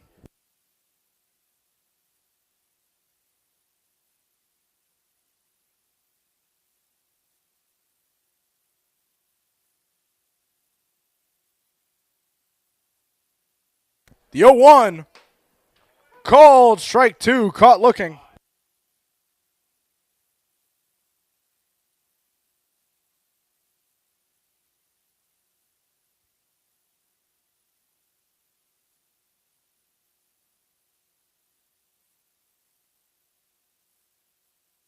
The 0-2 pitch.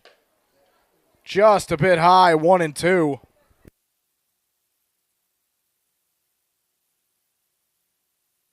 A little bit of controversial going on from the catcher as he goes out to talk to the pitcher.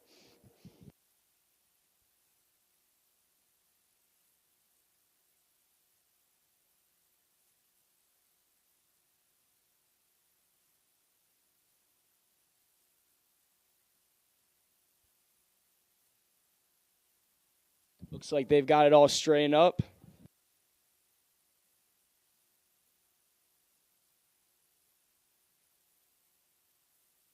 The 1-2.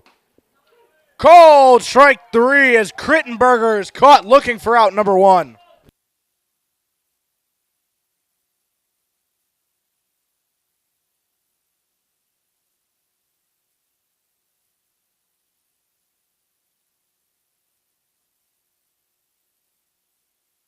Jack A. Stewart, the designated hitter, is up next.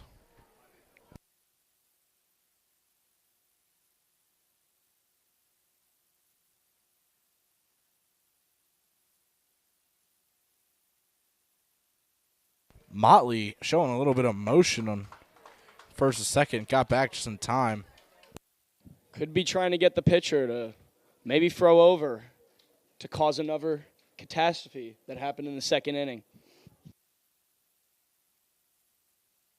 First pitch from Trader, swung on and missed by Stewart, 0-1.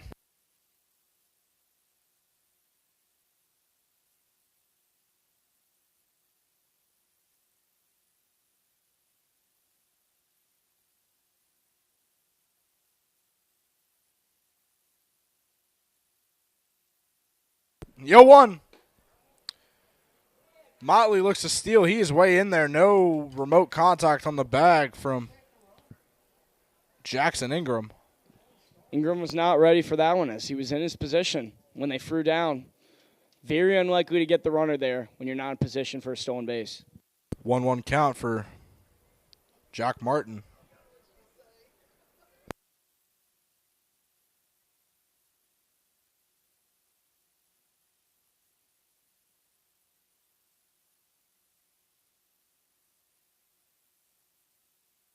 One. Swung on and missed, 1-2.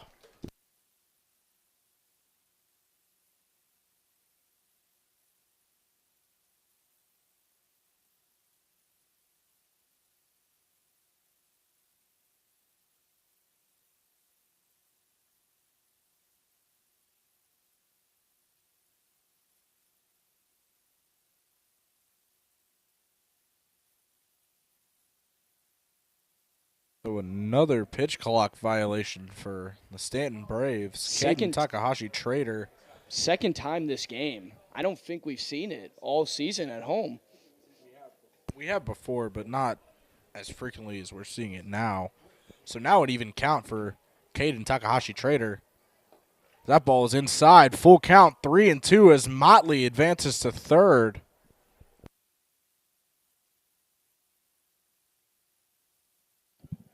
Pitch clock violation always hurts. Gives the batter a free ball.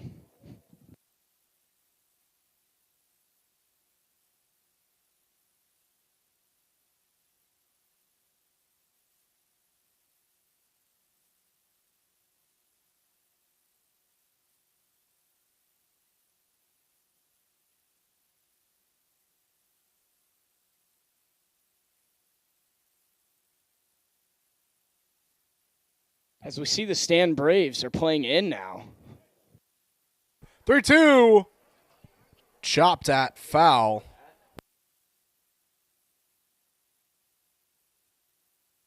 The runner getting on third causes the Stanton Braves to play way closer in to try to get the runner at home plate if a ground ball happens.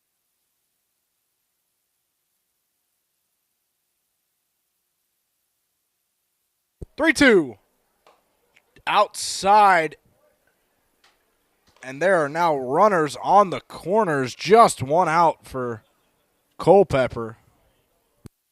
Not a terrible move there to walk the batter, as it does set up the force. So now you could go back to playing your normal infield positions and hope to get the double play to get out of the inning. As you see, they are playing outside and not in closer to the mound. Ethan Borgren up next. Traders first pitch inside, ball one.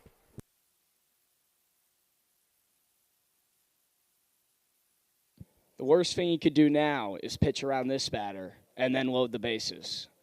Then the strategy would not be in effect. 1-0. Up high, 2-0 pitch.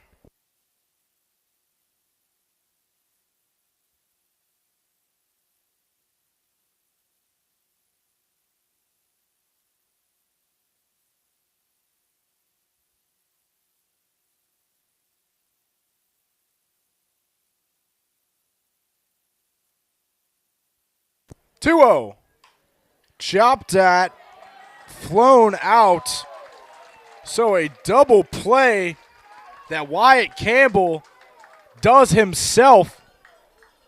Great execution there as we see a little tapper towards the first base side. No ground ball, so able to catch it. Step on first. Get out of the inning. Great way to prevent the runner from third for scoring. Bottom of the fifth we move to. Still a 5-2 ball game.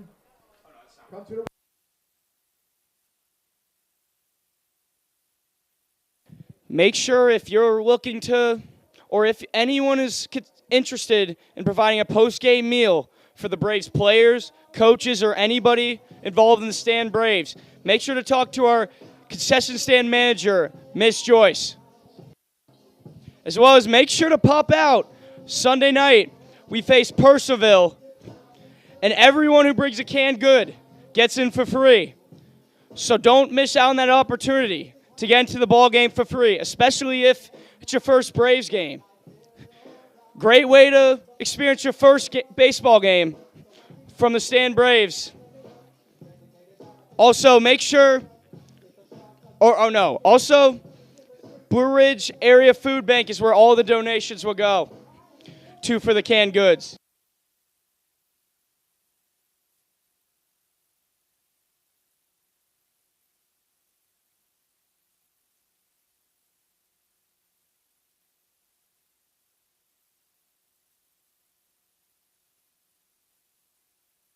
New pitcher on the mound for Culpeper, number 35, Riley Cruz.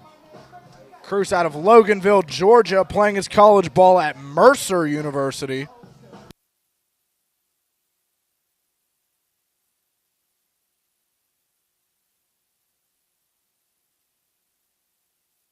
as the day for Ed Wagner is done.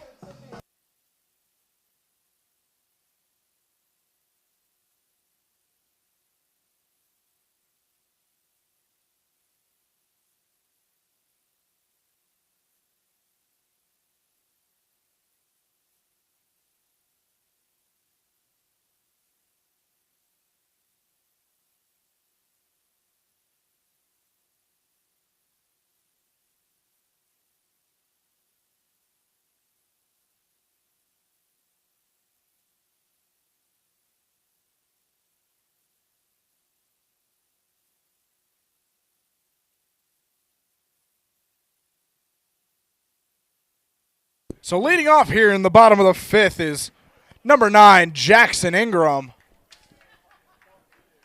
First pitch from Cruz down for a ball 1. Jackson Ingram 0 for 1 on the day as he looks to improve on that and maybe get on base here. 1-0 caught looking, even count. We're still on the second rotation of Braves batters here. 1-1 as Ingram pops it up into right field, and it is brought in by Mason Breton for out number 1. Back at the top of the order, Mikey Urbaniak, the catcher, arrives at the plate.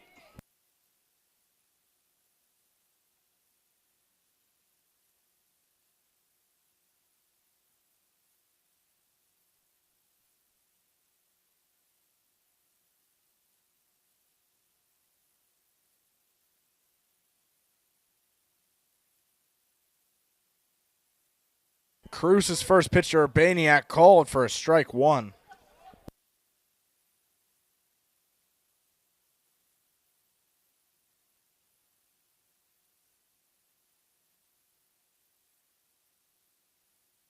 One count.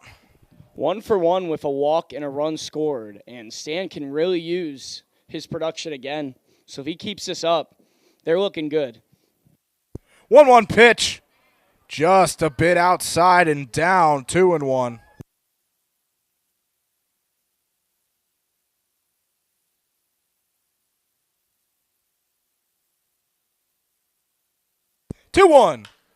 Urbaniak pops it up for a 2-2 count.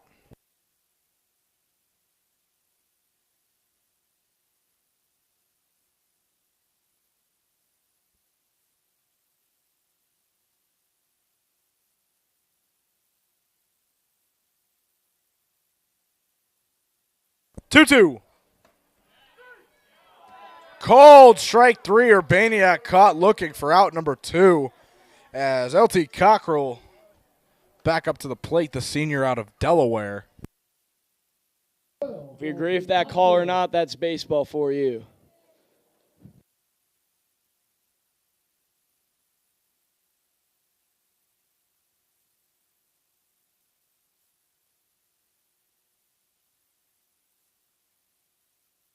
Cruz's first pitch, just a bit high, 1-0.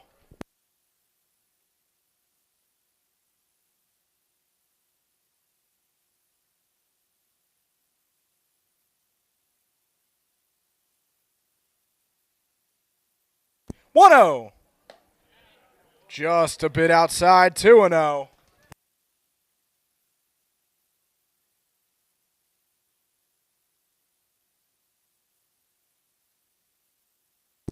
Pitch. Popped back. Foul, 2-1.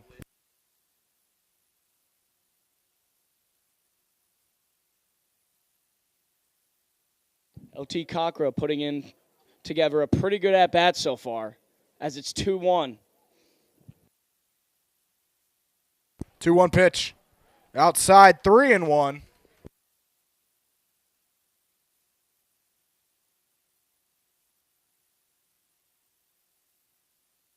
Even with 2 outs, you always take base runners, especially in baseball. 3-1 pitch.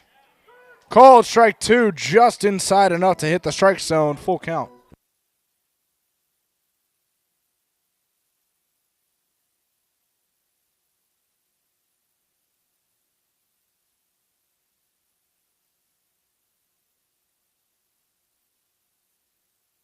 So he's caught looking for out number 3, and that is going to move us to the top of the 6th. Still a 5-2 ball game.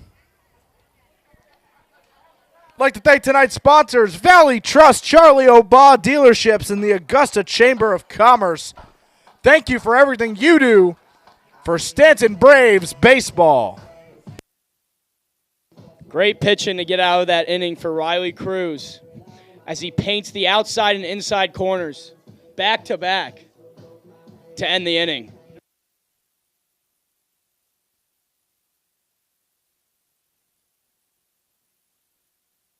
So Trey Rex will come into this game here for Stanton.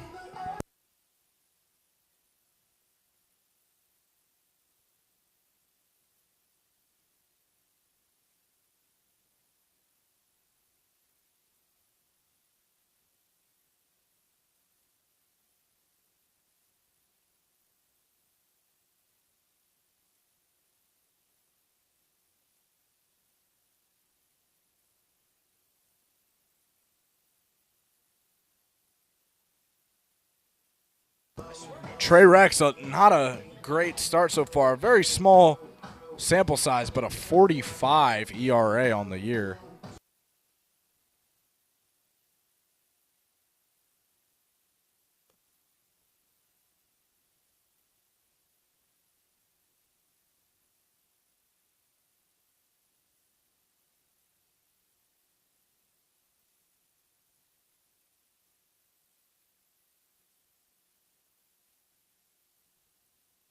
As we approach a little more than halfway into the game,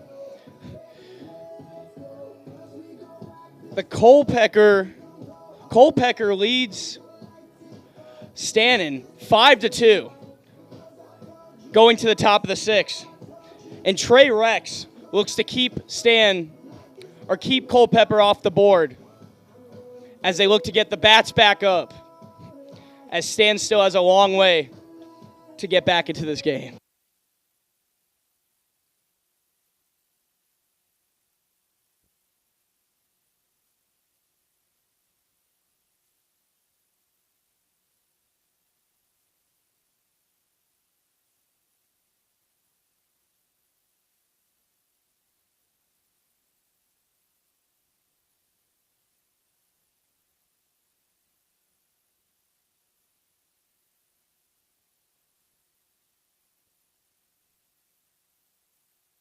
So 9-hitter for Culpeper.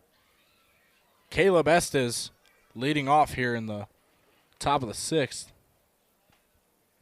Trey Rex's first pitch is popped back for a foul ball, 0-1.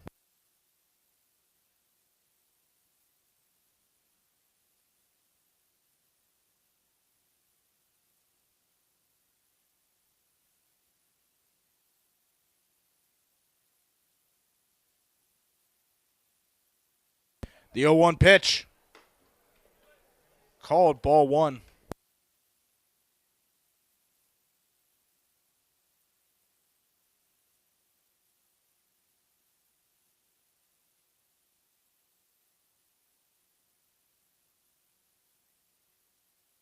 One. High for a 2-1 pitch. What a lovely night in Stanton here, I gotta say. Yeah, once it cools down, it gets nice out here. Shenandoah Valley always has nice weather, especially around this time of year. 2-1 pitch from Trey Rex. Just inside, 3-1.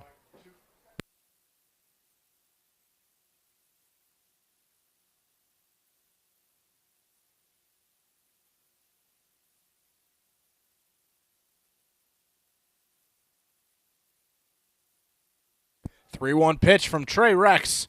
Swung on and missed by Estes. Full count.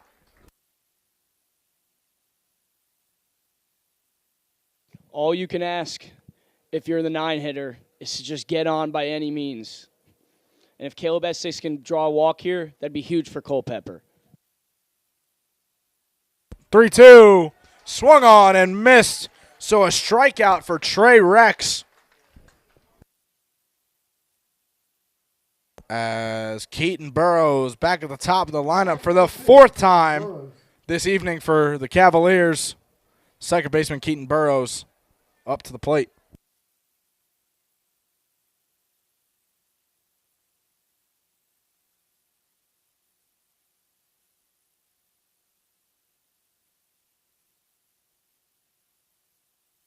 Here's the pitch from Trey Rex.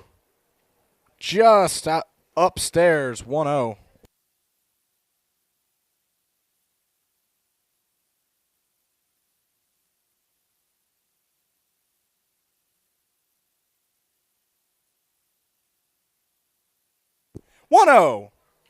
Swung on and missed, even count. Ump says he makes a little bit of contact.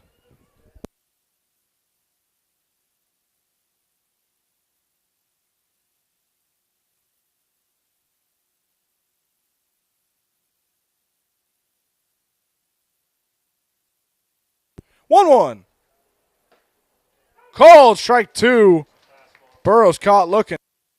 Great fastball right there from Trey Rex as he puts the hitter into a 1-2 count, which is a preferred pitcher's count.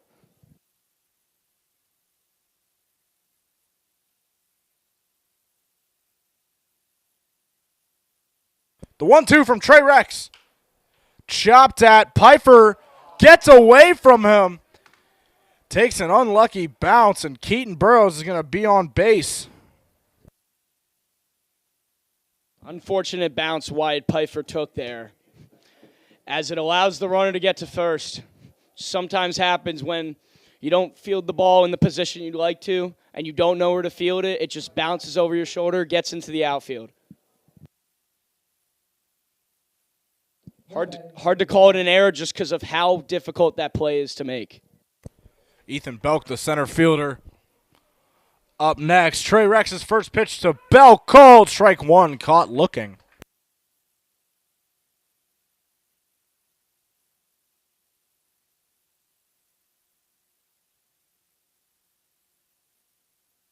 Oh, 1. Just a bit high, 1-1.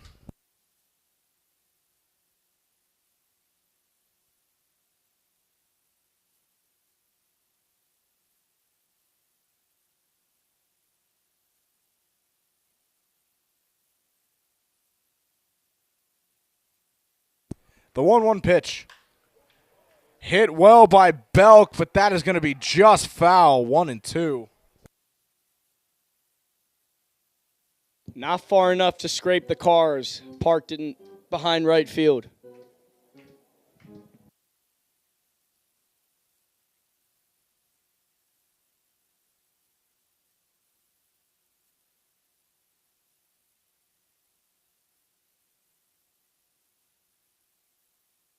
One-two pitch. Urbaniak gets the throw off, but Burrows is going to be safe at second. 2-2 count.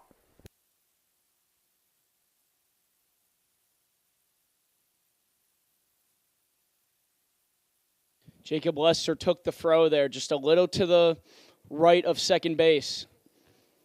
Could have made the play if it was thrown a little to the left. 2-2.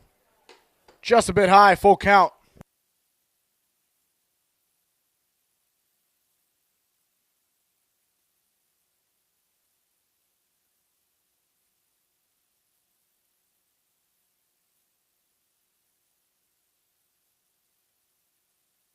Full count pitch from Trey Rex draws another walk. Runners on second and first. Still one out for the Braves.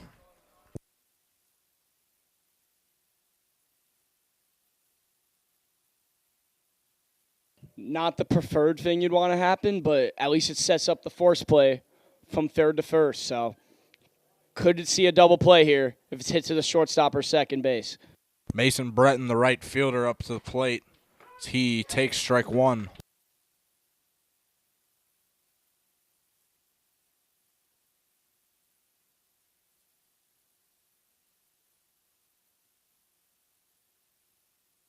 The 0-1. In there for strike two. Make him have to swing. Don't want to keep putting runners on base. It's a great way to start 0-2.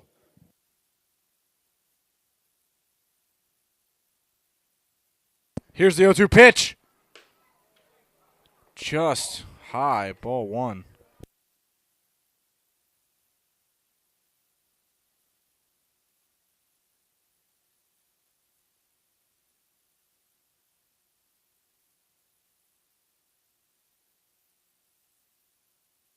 One, two. In there for ball two.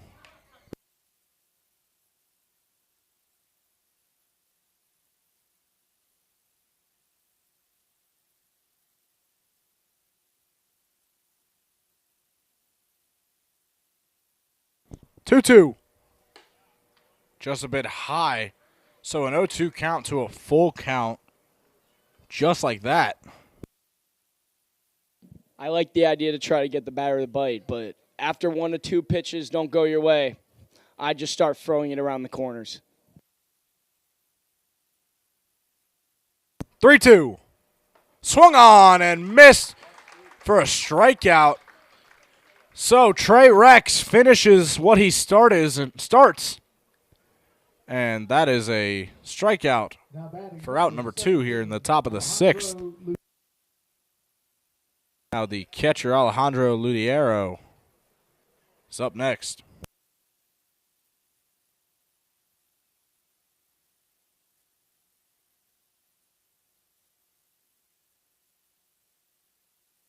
Ludiero makes a little bit of contact, 0-1.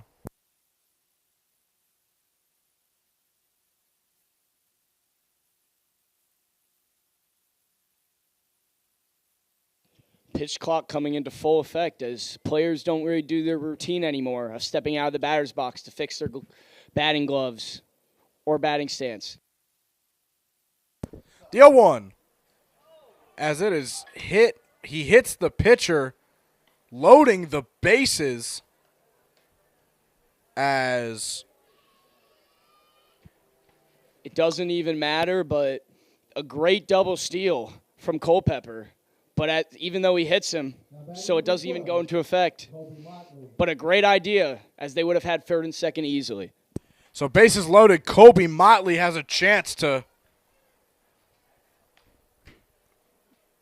bring this game to a potentially 7-run lead for the Cavs.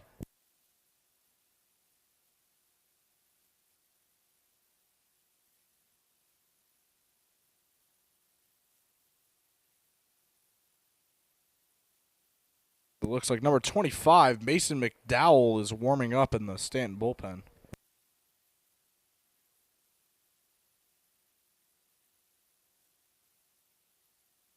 If Stan can't get out of this, the game could get ugly really quickly.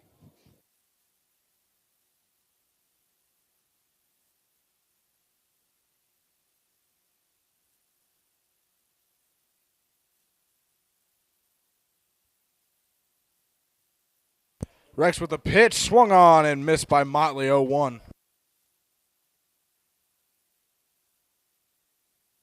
Since it's bases loaded, you can not afford to walk a batter here and give Culpeper a free run. 0-1. Called ball one, even count.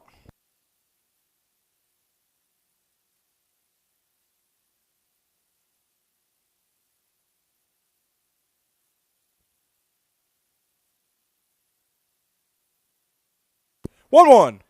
Swung on and missed by Motley, 1-2.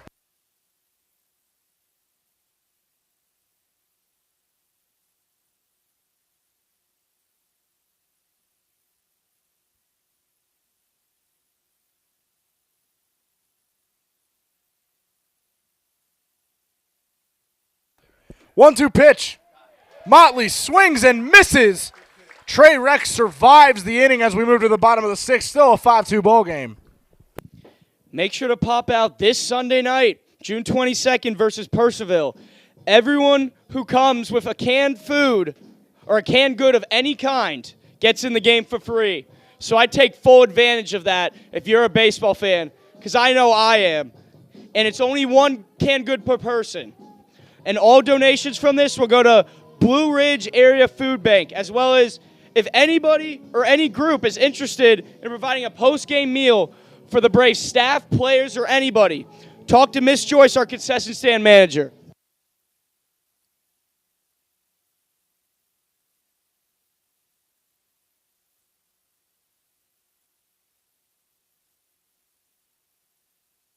So Riley Cruz staying in this game for the Cavaliers.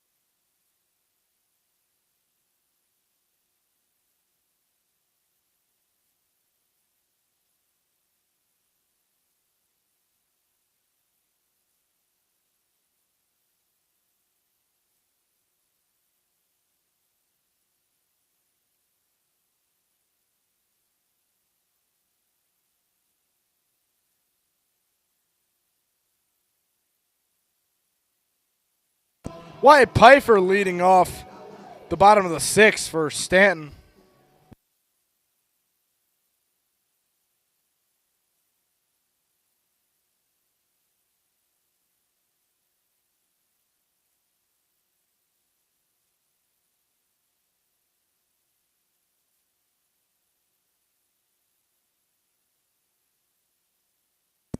Here's the pitch inside, ball one from Riley Cruz.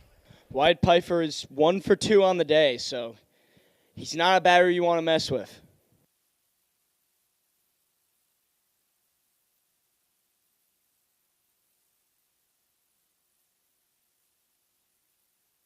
One, oh, pitch inside, 2-0.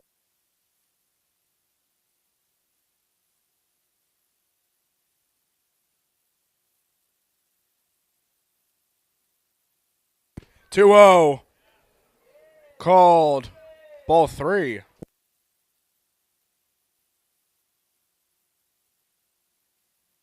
I don't know how Stan does it, but if I were the batter, I'd be all taking right here. 3-0, called strike one.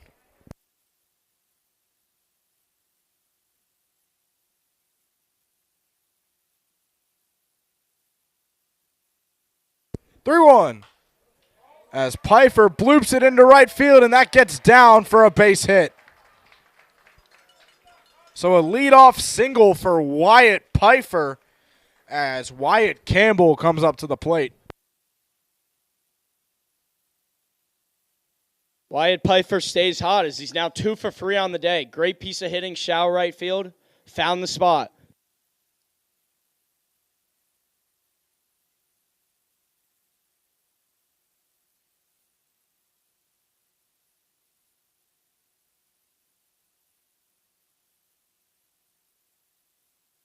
Cruz's first pitch, ball one to Campbell.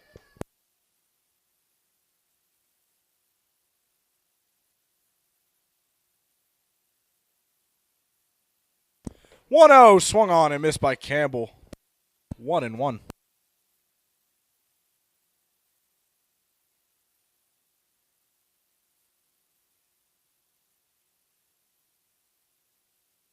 The 1-1. Campbell pops it back, 1-2.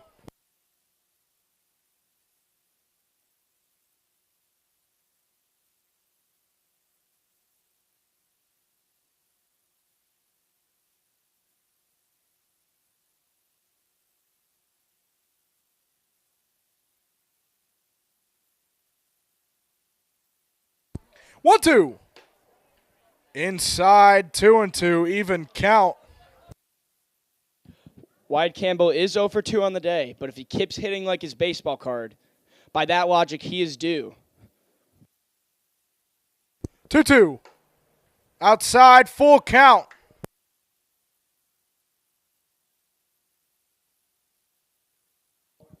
Wyatt Campbell also has the most walks on the team by a landslide, so he could be looking to get one right here if a ball is outside or inside.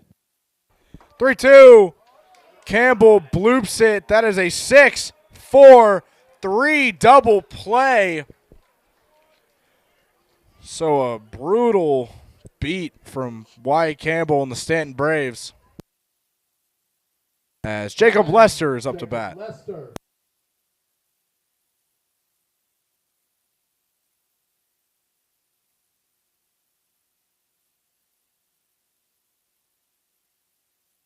Jacob Lester looks to stay hot right here.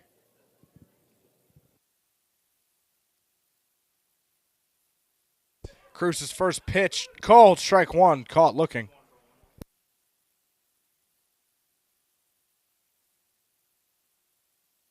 Lester has not gone out today. 0-1. Called 1-1, just a little bit low. Even count. As he looks to keep up his stellar start to the season, as Stan could really need it. 1-1 pitch. Lester bloops it into center field, bobbles the ball, but still out in time. As that is the end of the sixth. We move to the top of the seventh. This score is still 5-2 Culpeper. I'd like to thank tonight's sponsors, Once again, like Valley Trust, Charlie O'Baugh, and Augusta Chamber of Commerce. Thank you for everything you do for Stanton Braves baseball.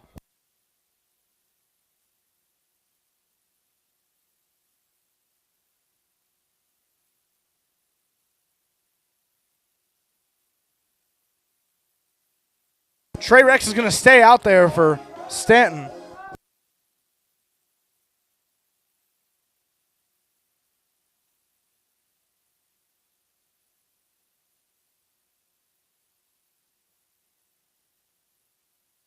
Last time we saw Trey Rex out, he was pulled very quickly. Nice to see him catch a little bit of a rhythm here. A loss today for Stanton would move them to 500 on the year, 8-8.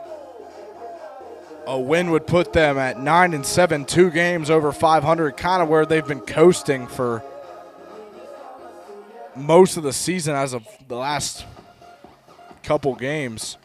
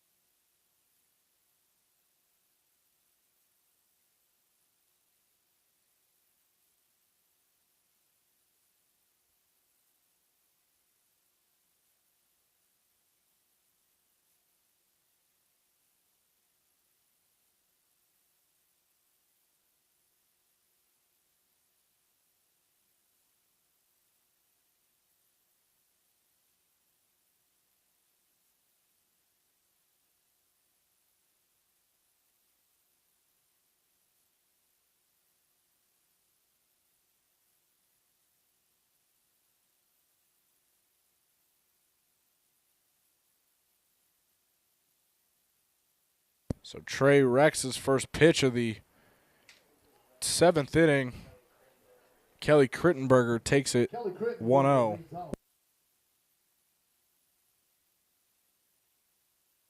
Trey Lex stays in as he had a great ending to the last inning, finding the corners and getting the calls. 1-0 pitch, just a little bit high, 2-0.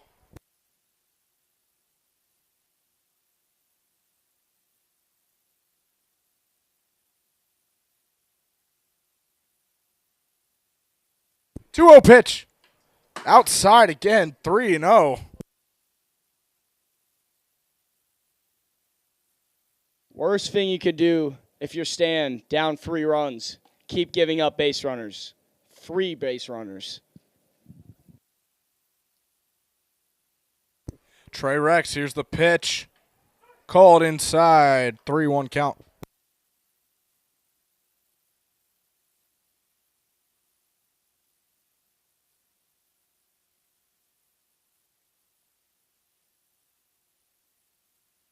3-1 pitch.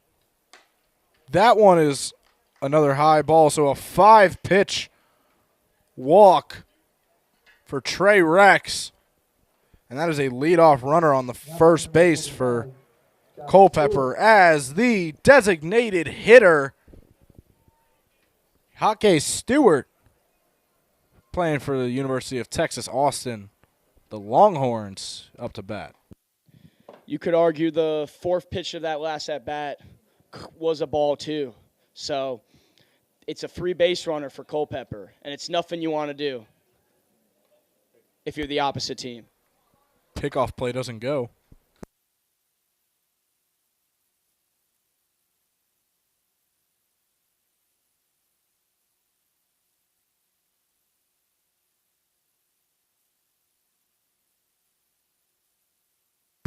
First pitch, swung on and missed for strike one.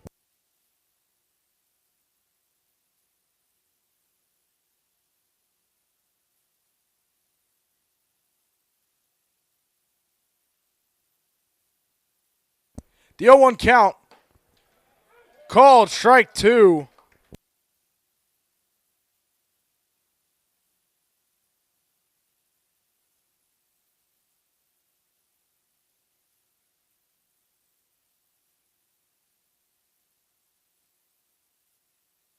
Oh, 2. Check swing. Ball gets away from as Krittenberger is safe at third.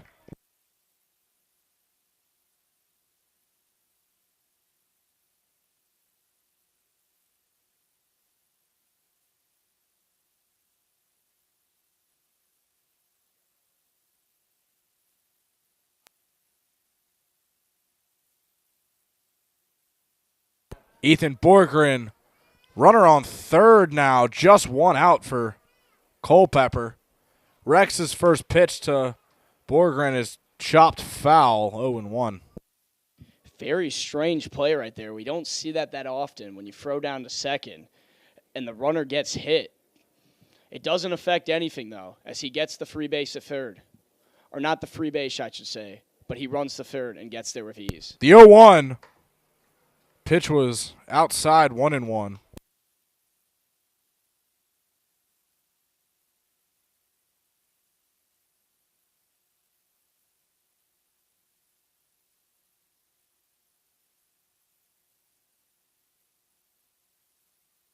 One. Down low for ball two.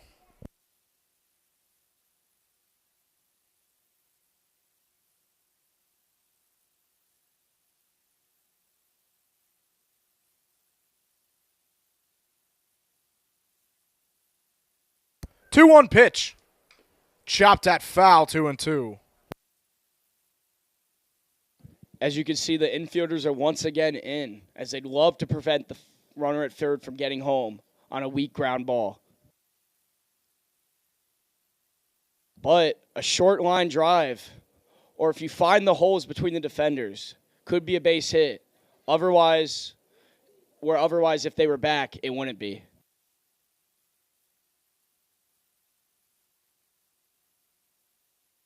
Two-two pitch. Chopped at, grabbed by Pfeiffer, and the force out at first. Way to go for Pfeiffer to stop and wait and see if Krittenberger was going to try and go home, but keeping Krittenberger at third base and getting an out. Smart fielding from Wyatt Pfeiffer, like we've seen all year, as the 9-hitter, Caleb Estes, is up to bat.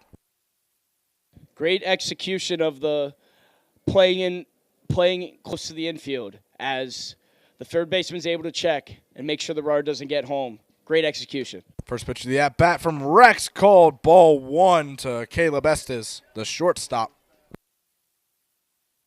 It's a reminder that Valley League Baseball is funded in part by a donation from Major League Baseball.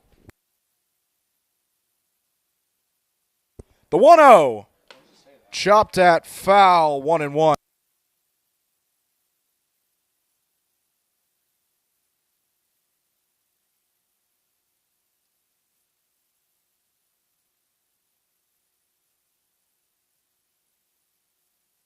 1-1. Chopped at foul, 1-2.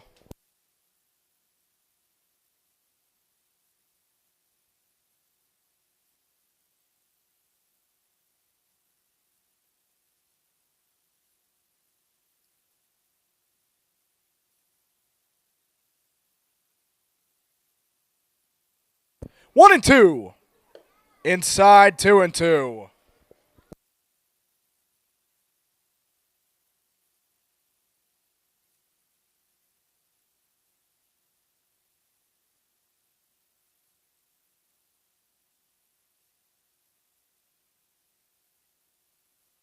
Even count pitch from Trey Rex as Estes pops that one back foul. So Caleb Estes will stay alive on the at-bat. Just one more strike to get us stretching in the 7th inning. Great way to stay alive if you're Caleb Estes, especially as the ninth hitter. This is all you can ask.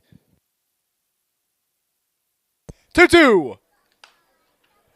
Popped up out of bounds. Still 2-2.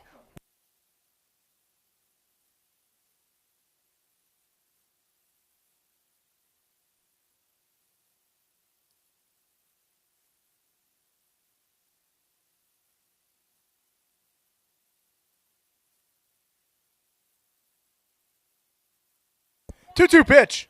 Swung on and missed. Trey Rex, after having Crittenberger on third for a whole lot of that inning, keeps him staying there. A beautiful strikeout for Trey Rex that brings us to the 7th inning stretch. Still a 5-2 game. Make sure to pop out this Sunday, June 22nd versus Purcellville. Everyone who brings a canned good gets in for free.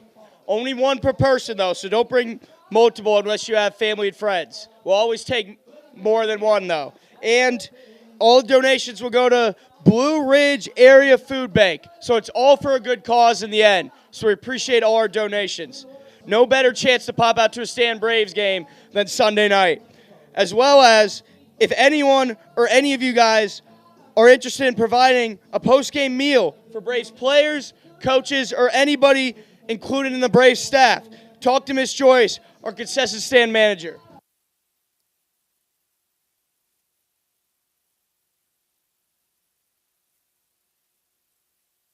Riley Cruz staying in this game. So we move to the bottom of the 7th. As I've said from the second to now, Stan needs to slowly claw their way back in this game, but they need to get going soon because they're going to run out of time as we're approaching the bottom of the 7th. They've clawed back 2 runs as Culpeper took an early lead in the 2nd by putting 5 on Stan. So if Stan wants to get something going, it's got to be soon.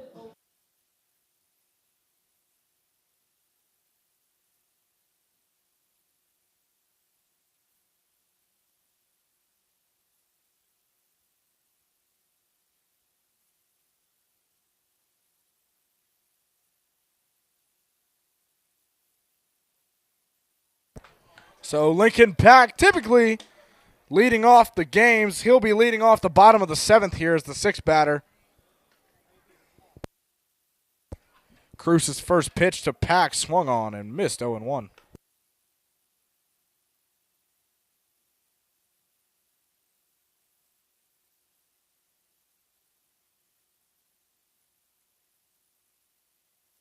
Oh, 1, just high, 1-1.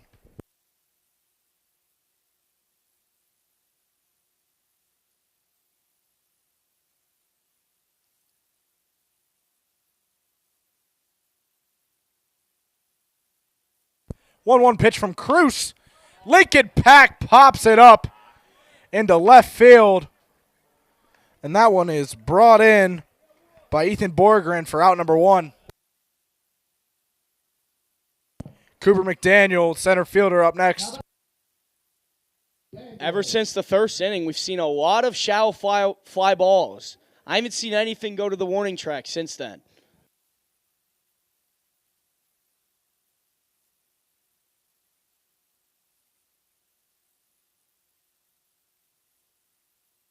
Cruz's first pitch to McDaniel. McDaniel hits it into shallow left field for a single. Great piece of hitting right there. Ryan Fluharty, the right fielder, up to the plate. Only took McDaniel one pitch to get a hit there. Sometimes all you need is a batter. You see the first pitch right there in your zone, pop it out, short line drive to left field. Gets you done.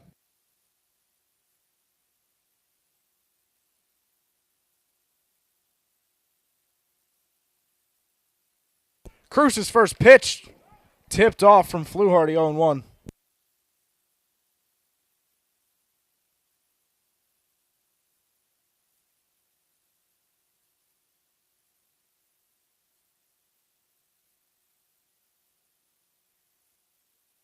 Oh, 1 pitch. Ryan Fluharty, deep center left. Forget about that one. We have a 1-run ball game. A 2-run shot from Ryan Fluharty in deep center left. Long out of here into Gypsy Hills Golf Course. That ball was torched. I felt my voice cracking on that. Holy moly, my voice is cracking. It's crazy. As I was just saying, we haven't seen anything to the warning track, and then we just saw a bomb to deep center field. Oh, my. What a home run. So 1 out on the board for Stanton. Jackson Ingram due up. Just like that. We will see Mikey Urbaniak and potentially more at the top of this batting order with just 1 run, as Cruz is going to have a mound meeting. Just like that. Stanton is back to within 1 run. All it takes is 1 swing in baseball, and it's a completely different game.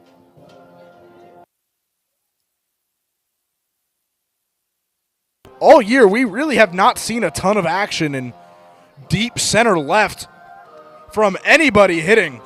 And as of the last couple games, it's been making its presence known out of nowhere. So just a 1-run game.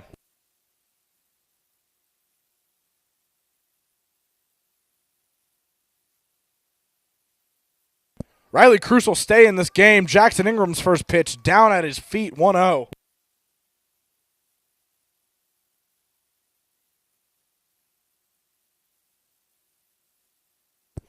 Count. Jackson Ingram chops at it. The force out called out for out number 2. So Mikey Urbaniak, top of the batting order for Stanton here.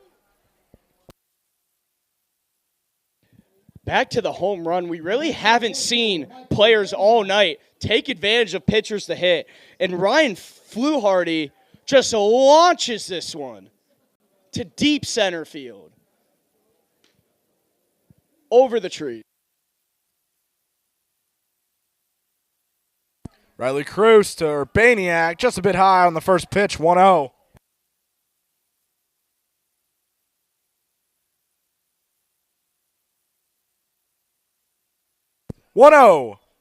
Swung on and missed. Looked like it could have been a little bit outside. Nice little slider from Cruz, 1-1.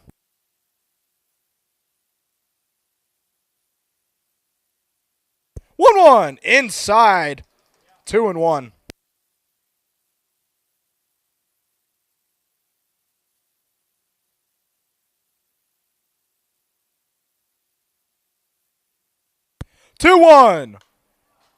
Chopped foul by Urbaniak, even count.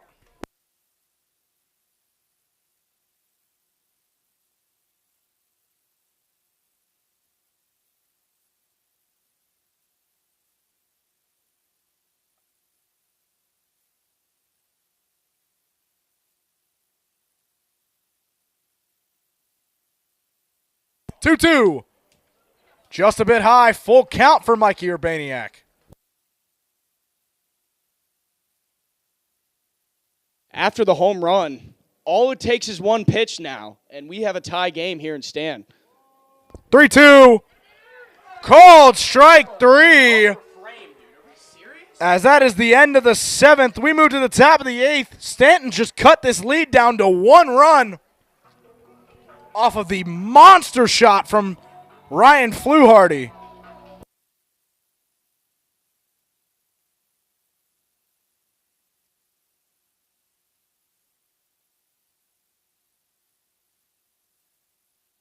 As new pitcher for Stanton, number 25, Mason McDowell. Out of Fishersville, Virginia, playing his college ball at the University of Lynchburg.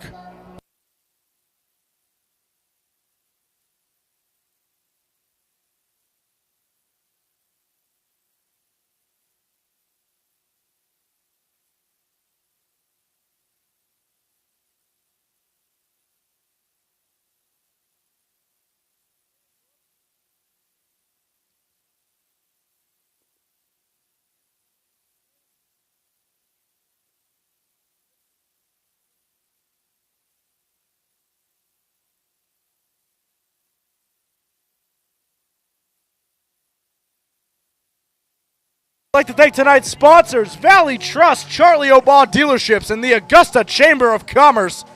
Thank you for everything you do for Stanton Braves baseball. We have ourselves a ball game here in the top of the 8th. I remember saying going into the bottom of the 7th that Stan needed to do something soon. And oh boy, that ball was launched. The right swing at the right time. Stan's right back in this game.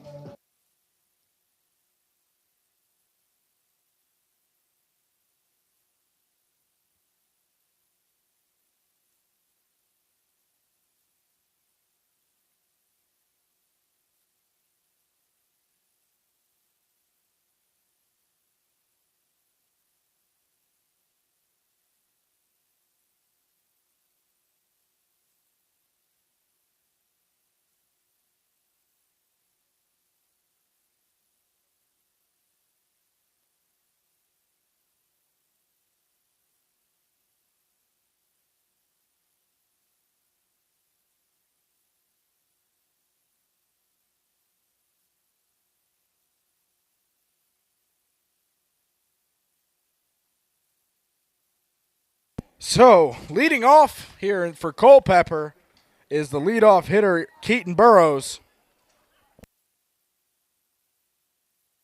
as he is caught looking strike one.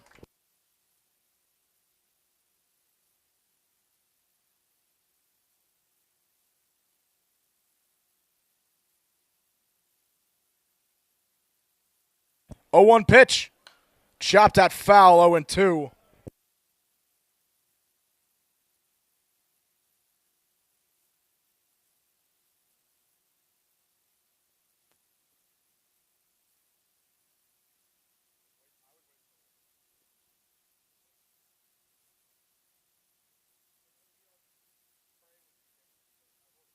Oh, 2 pitch. Chopped at foul.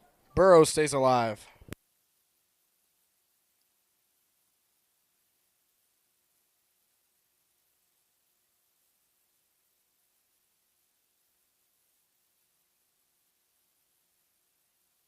Here's the 0-2.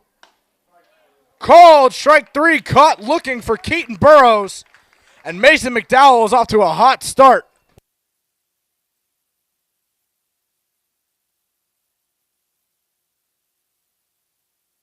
Ethan Belk, the center fielder, up next.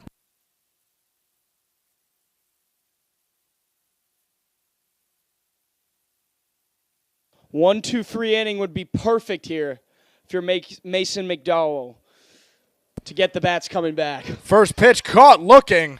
Oh my.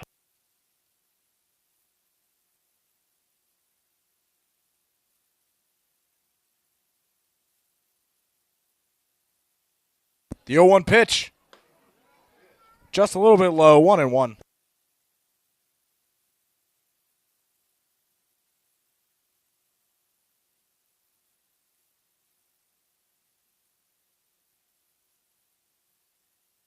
The 1-1. A little bit low and outside again, 2-1.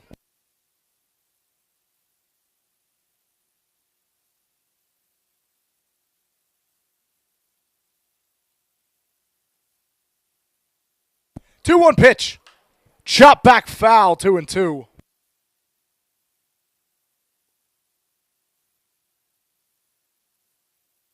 Great piece of hitting just to get us the bat on the ball and stay alive in the count.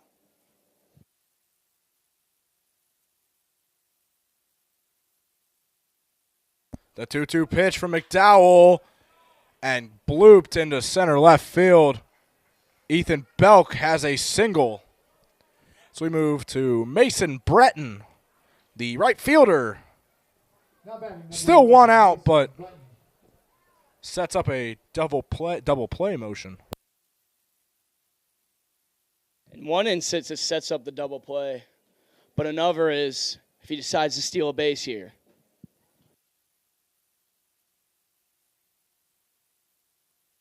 The pitch for McDowell, down for ball one.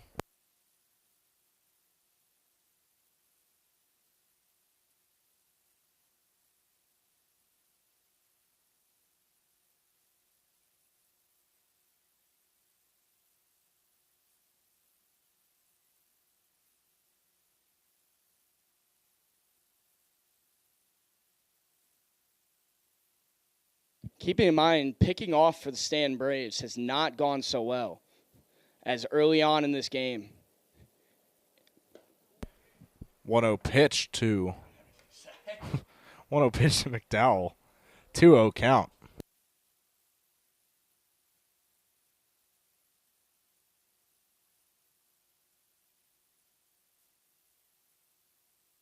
Two-0 pitch. Way inside. Ball three.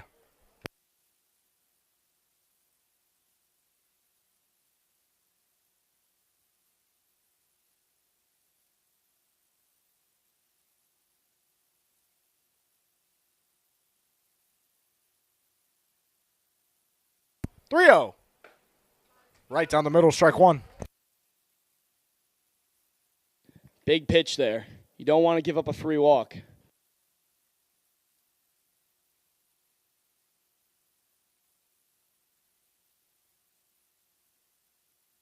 Here's the 3-1 pitch.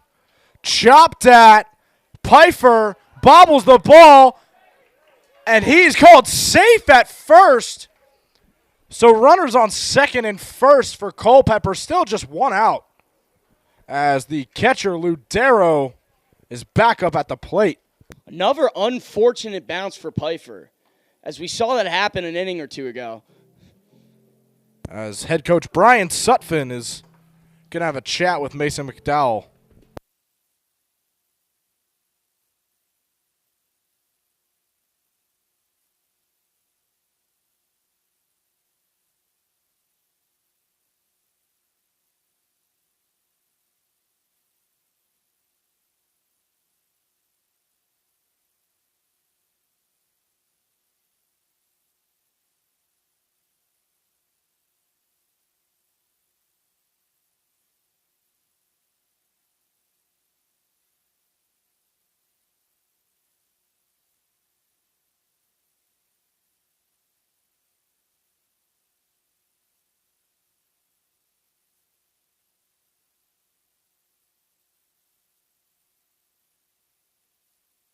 So Mason McDowell's day is going to be over just like that. Number 16, Logan Grass out of Ackworth, Georgia, playing his college ball at East Tennessee State University.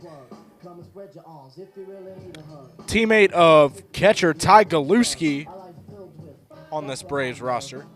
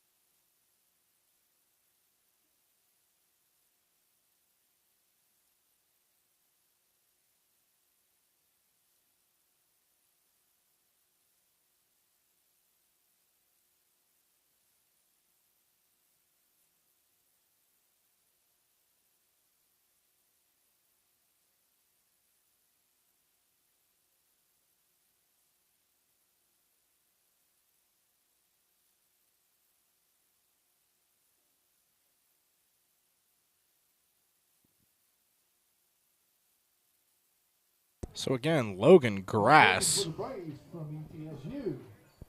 with Ludero up to bat, looking to get Stanton out of this inning and continue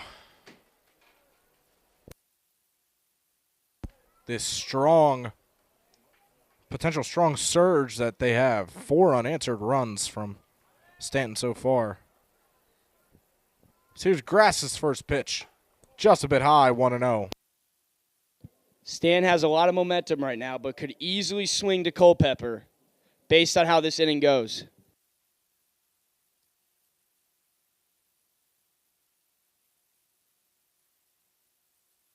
One 0 pitch. Down, ball 2.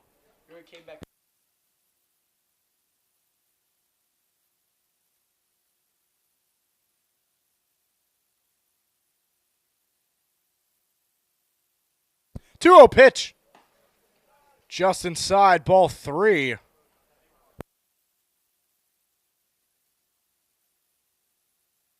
Last thing you want to do is put another base runner on.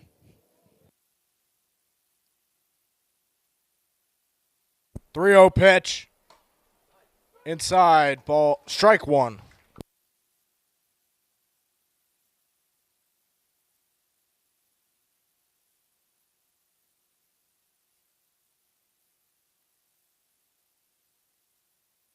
Three 1. Swung on and missed by Ludero. 3-2.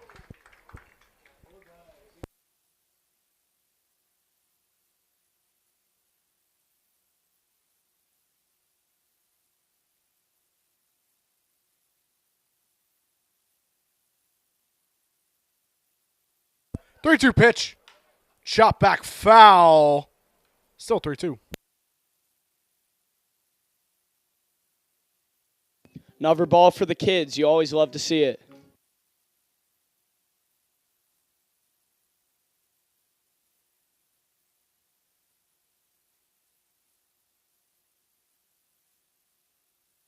Three-two pitch. Chop back foul. Everybody's going to have to go back to their bases.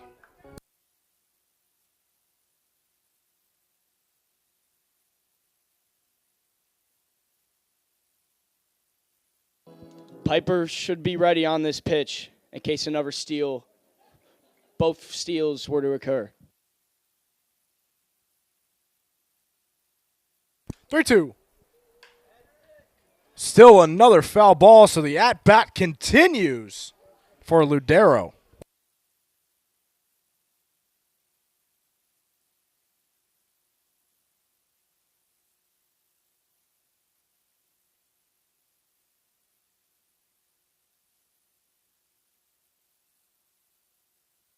Three-two, swung on and missed, and the ball gets away from Wyatt Piper, and a run will score. 6-4, Culpeper. If you're just joining us now, earlier in the second inning, a similar scenario happened, and Stan allowed 2 extra runs that shouldn't have scored otherwise. It's just the numerous errors that Stan keeps committing that has caused them to go down in this hole, as Culpeper now leads 6-4. So 1 out is recorded, but another run is tacked on the board. Grass's first pitch to Motley. Ball 1.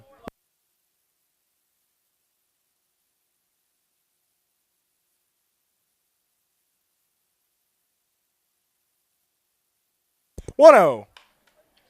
Chopped into center field, right field, and another run in the form of Mason Breton will score. 7-4, Culpeper. Culpeper just fighting the gaps. As it's not a great hit. It was a small blooper, but it finds where past the first baseman and drops in for a single. So Kelly Crittenberger with a runner on first. 2 outs, looking to extend this lead even more. Grass's pitch. Inside, strike 1.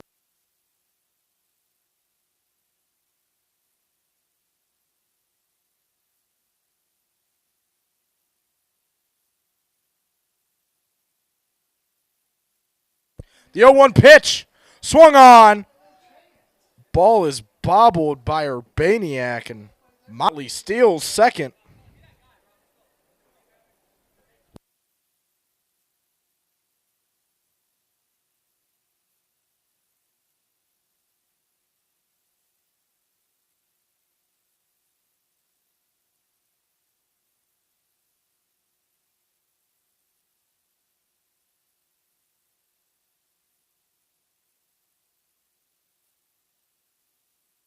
The 0-2.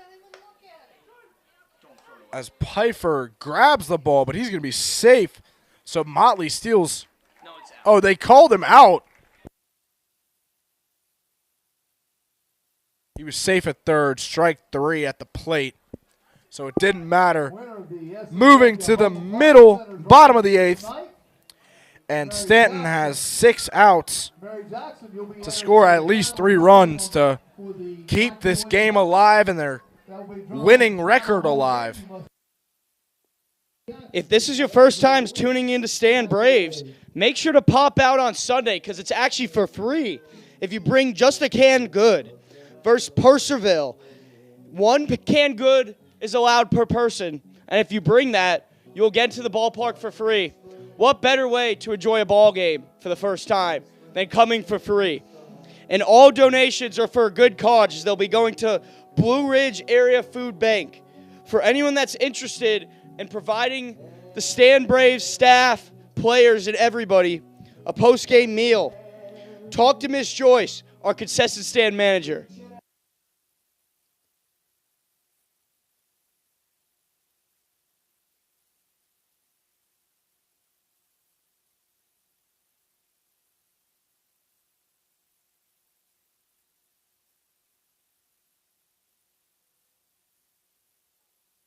So Riley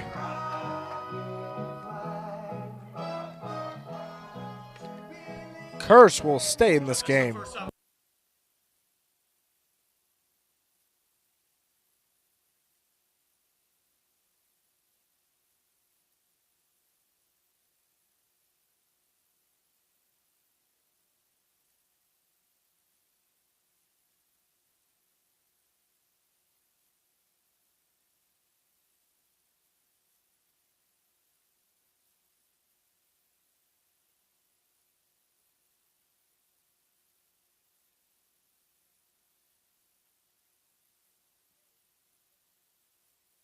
So LT Cockrell leading it off here in the bottom of the 8th as Stanton desperately needs to get back in this ball game.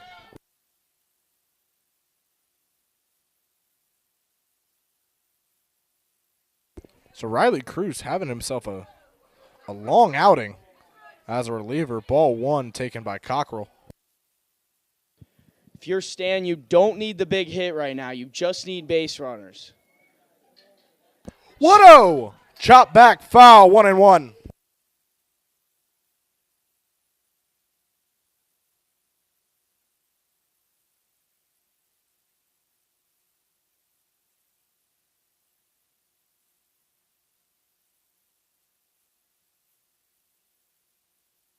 One pitch. Cockrell, is that going to get down? Yes, it will. A leadoff base hit for LT Cockrell with Wyatt Pfeiffer up to the plate. Great start here in the bottom of the 8th for the Stanton Braves. LT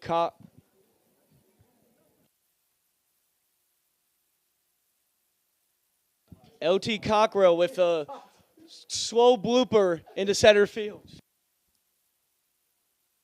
Wyatt Pfeiffer leading it off. Up next, ball 1 for Wyatt Pfeiffer.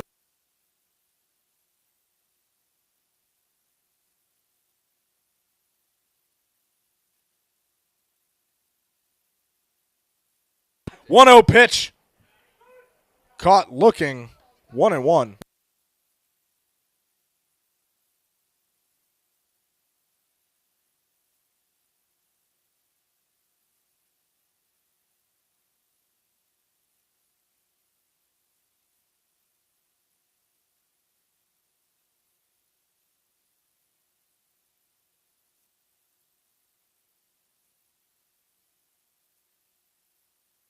1-1. Just high, 2-1.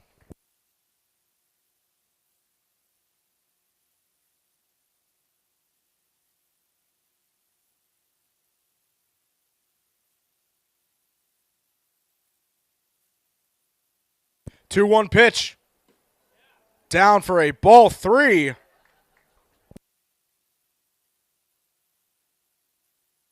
Wyatt Pfeiffer putting together a really good at-bat so far. 3-1, and that is a walk, and the tying run in Wyatt Campbell comes to the plate with no outs here in the bottom of the 8th. You'll take the big swing, but all you want to do is just keep the baton moving.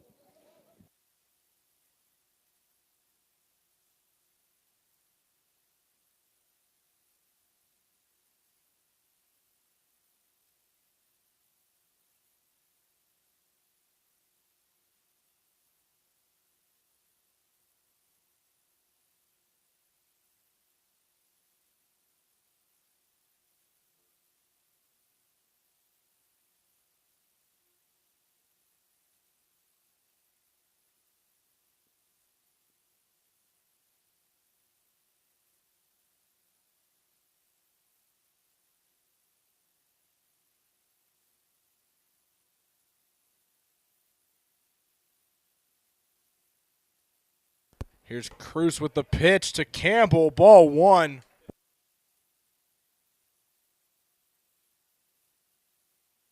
If you're Wyatt Campbell right here, just get into a batter's count and let the rest of the at-bat take place. 1-0 pitch inside.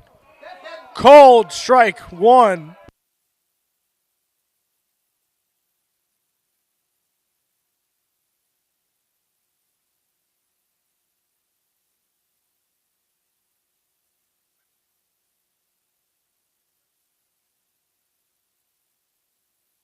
One.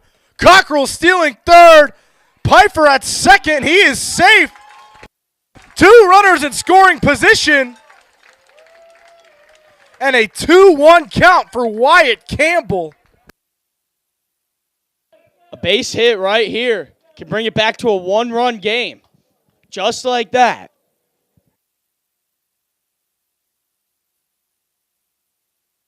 Depending on how far it gets into the outfield. 2-1 pitch. Wyatt Campbell! Deep left! We have a tie ball game! A 3-run shot to Wyatt Campbell! Ties us up at 7s! Wyatt Campbell plays hero ball for Stanton! We have a tie game! Another one onto the Gypsy Hills Golf Course. 2 remarkable home runs off of Riley Cruz. 5 runs total, bringing Stanton all the way back. It's crazy to me that they even kept the pitcher in because he's the one that gave up the last homer to Ryan Fluharty. And Riley Cruz's day is officially over. A long outing for a middle reliever, something you don't see often at any level of baseball.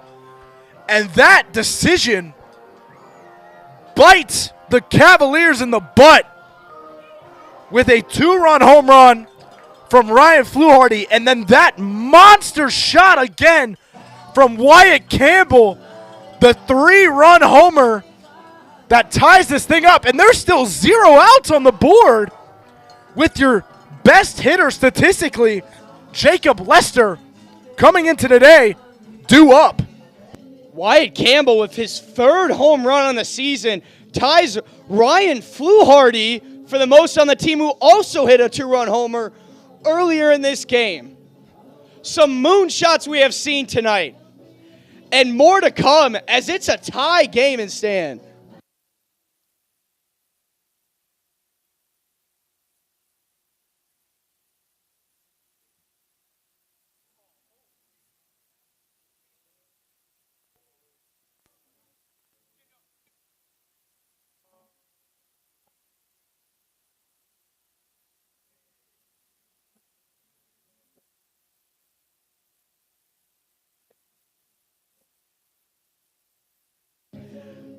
The momentum swings back to Stan, as now comes to the plate Jacob Lester, who has statistically, as Ethan said, is their best hitter so far this year. And he looks to start another rally, as maybe Stan could potentially take the lead. As yes, it's only 0. There's no outs in the inning. So, new pitcher for the Culpeper Cavaliers, number 31, Carter Barth. Sophomore out of Atlanta, Georgia, playing his college ball at Brown University. So, love seeing some Ivy League appearances here in the Valley League as Jacob Lester comes up to bat with a chance to take the lead. Barth called ball 1.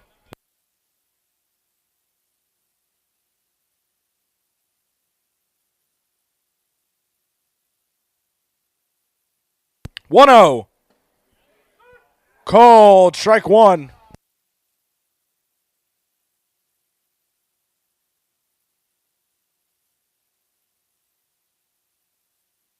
One 1. Way outside, 2-1.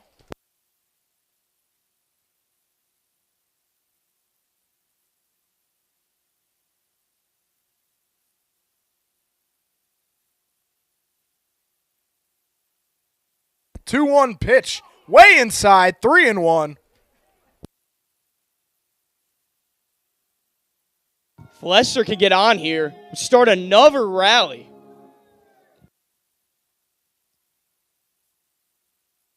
3-1 pitch, tipped back foul, full count for Jacob Lester.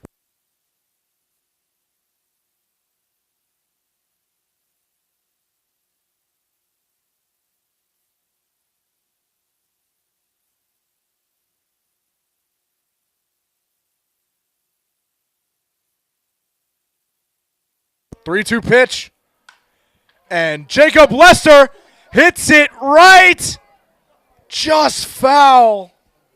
From our view, it looked like it could have gone to the pole, but it hooks just foul at the last second.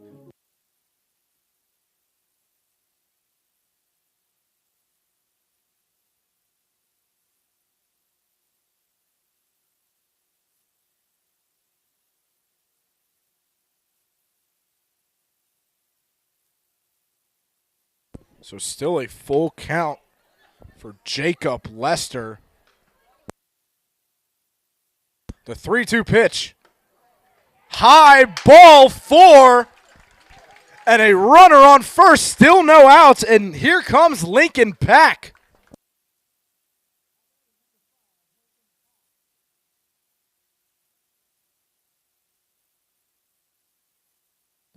Lincoln Pack 0 for 3 on the day. What a better time to get going right now as Stan looks to take the lead in the bottom half.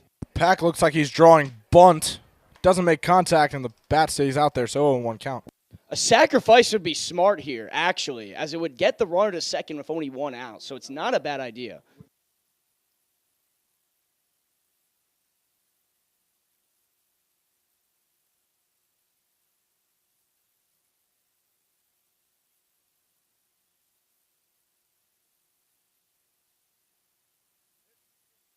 Pickoff played at first, almost turns poor, but he gets back.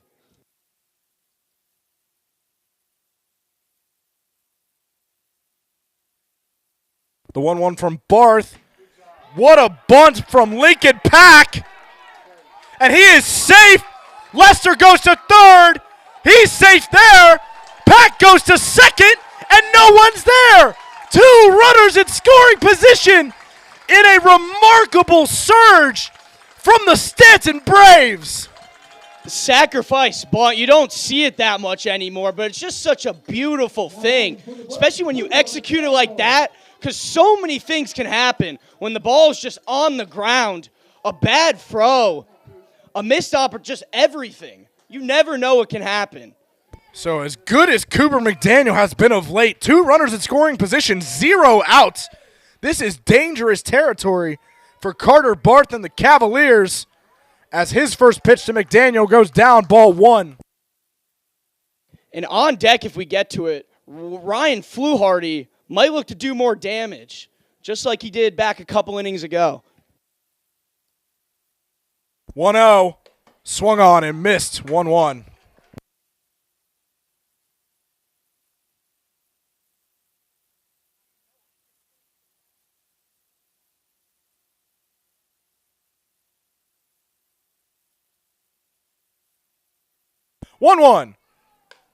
Just a bit high, 2-1.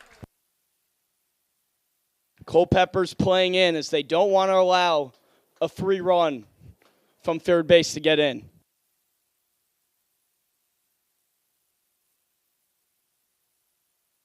Two-one pitch. Chop back foul, 2-2 by McDaniel.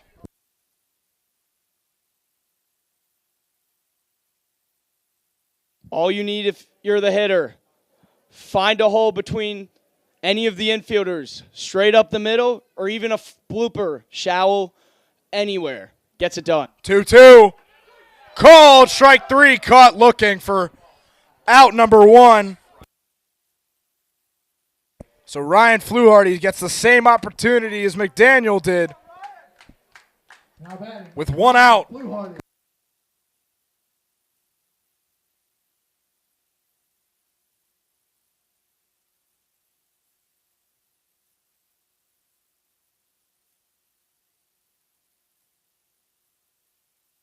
First pitch to Fluharty.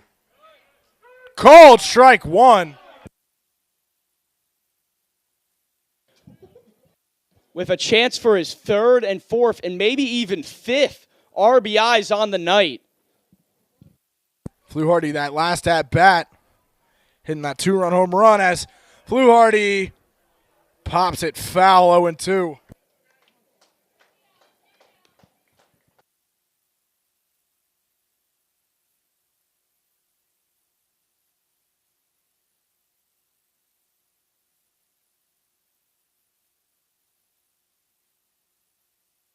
The 0-2. Down, ball gets away. Runners stay put. Smart base running decision from Stanton. 1-2 count. Great job by Culpeper to get to that ball quick so Stanton can't take the lead off that.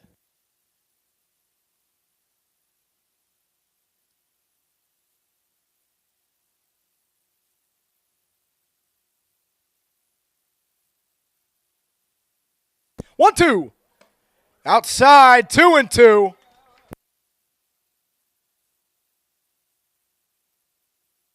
They could try to pitch around here as it would put the force at any base.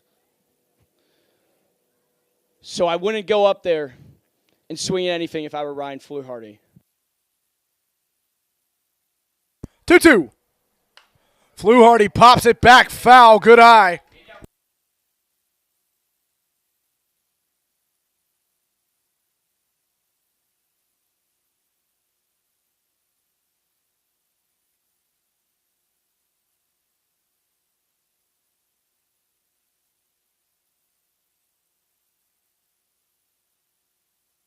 Fluharty tips that one foul.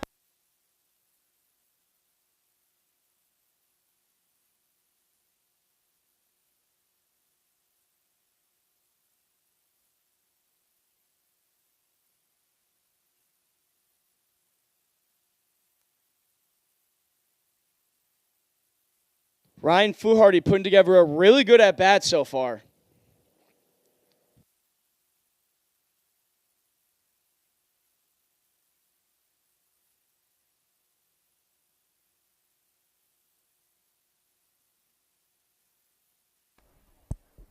Here's the 2-2 pitch to Fluharty.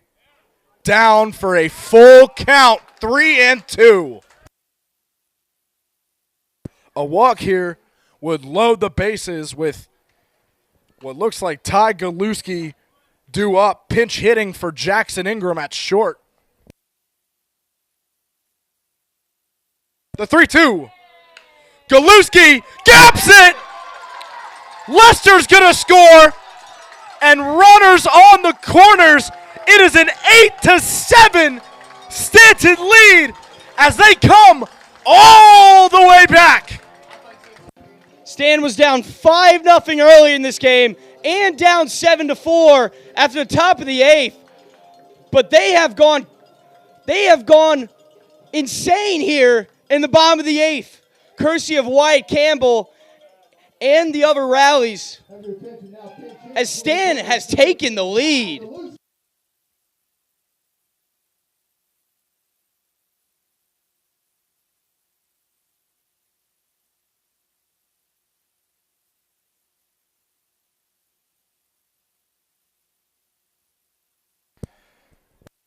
So Ty Galuski, a chance to extend this Stanton lead as he swings and makes a little bit of contact, 0-1.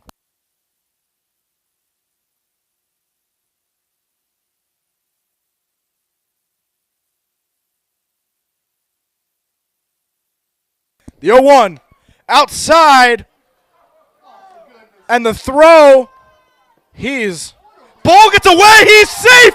Lincoln Pack! Ludero loses the baseball, and it is 7-9. Stanton. I was just going to say that was horrible base running, but they catch a break as the catcher loses the ball at home plate.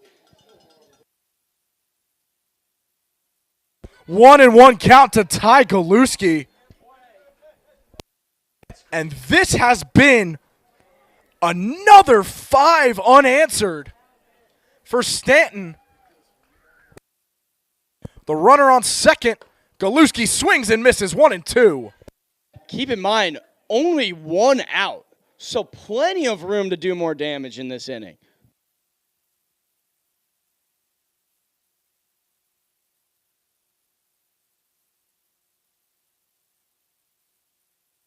Here's the 1-2, way outside and up, 2-2.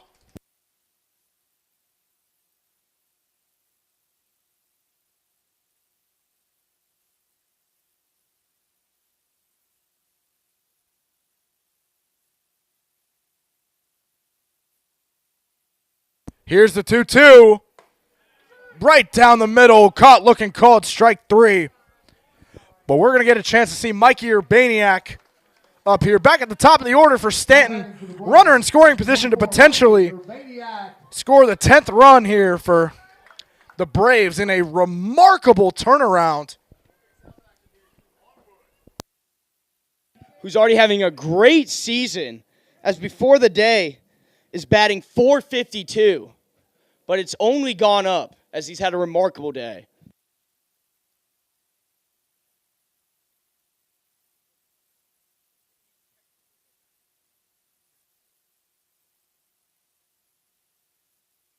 Barth, first pitch to Urbaniak, swung on and missed for an 0-1 count. Here's Barth again, swung on and missed again by Urbaniak, 0-2.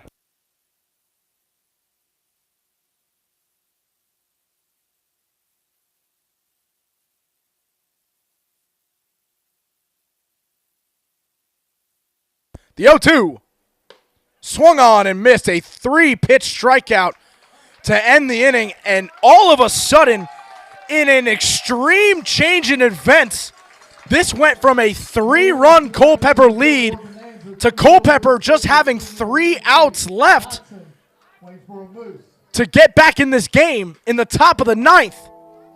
We'd like to thank tonight's sponsors, Valley Trust, Charlie Obaugh Dealerships, and the Augusta Chamber of Commerce. Thank you for everything you do for Staunton Braves baseball. As we saw Culpeper take the lead from the top of the 8th, the fans were sparked with Sweet Caroline in the middle of the inning. Maybe some magic, you could say, or maybe Stan just turned it around, because what a bottom of the 8th.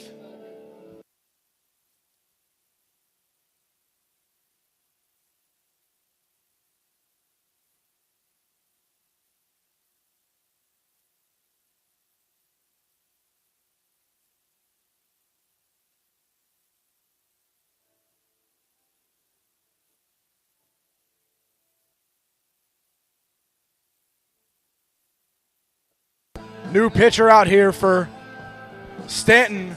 Looks like number 39, Brady Clark, out of Bayport, New York. playing his college ball for the St. John's Johnnies, looking to close this thing out and put Stanton back in the win column after their loss to Winchester their last time out. If you're pitching right now and you're Stanton, you can afford to give up a long ball because you're still up by 1 run afterwards. So I would not pitch around anybody if I were Stanton.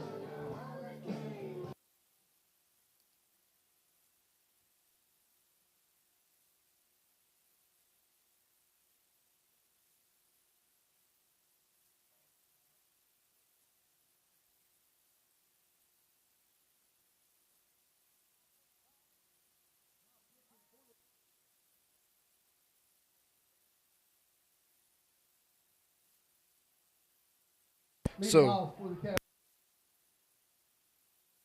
Jacques Stewart leading it off here as the Cavaliers have 3 outs to recover from the disastrous inning that they just had off of 2 ridiculous long balls as Stewart swings and misses for strike 1. As we know in baseball, though, no game is ever over until 27 outs have been recorded. So the Cavaliers still very much alive. The 0-1 tipped back by Stewart, 0-2.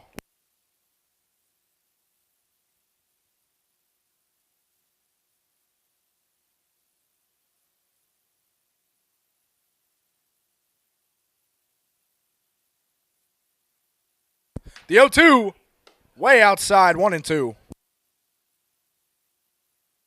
All it takes is 1 base runner from Culpeper, and you're back to the top of the order.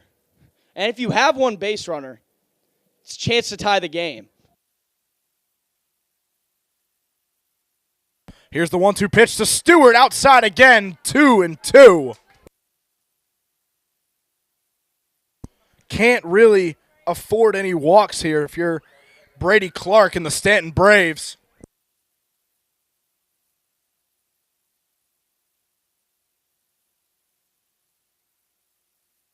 Two as Stewart, deep center field, off the wall. So a leadoff double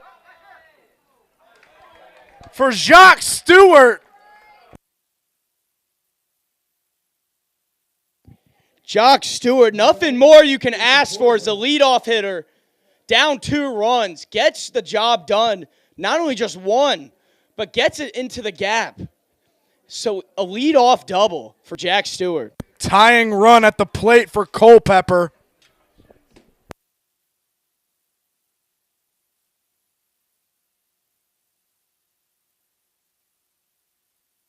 Ethan Borgren is up to bat, 1-0 count. Runner stays at second, but scoring position.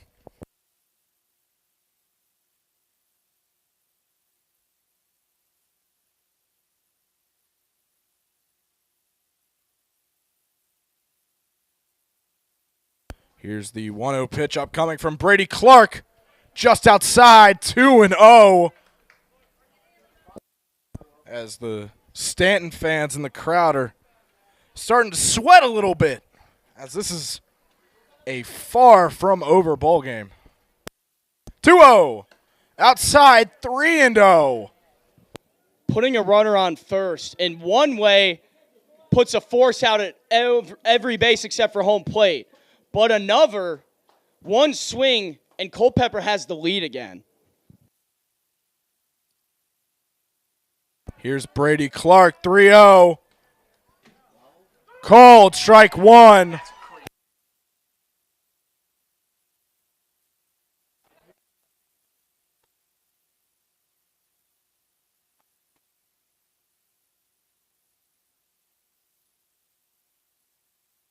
Three-one. Popped up. Out of play. 3-2. Full count for Ethan Borgren, the left fielder.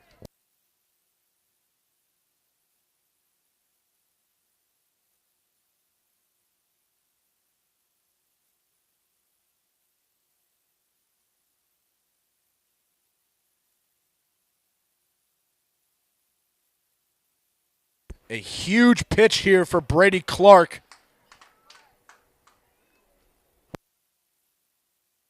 You cannot afford 2 runners on base, especially with 0 outs early in the top of the 9th. Here's the pitch. Chopped at. Pfeiffer to Campbell. And the ball gets away from Wyatt Campbell. Stewart's going to head home.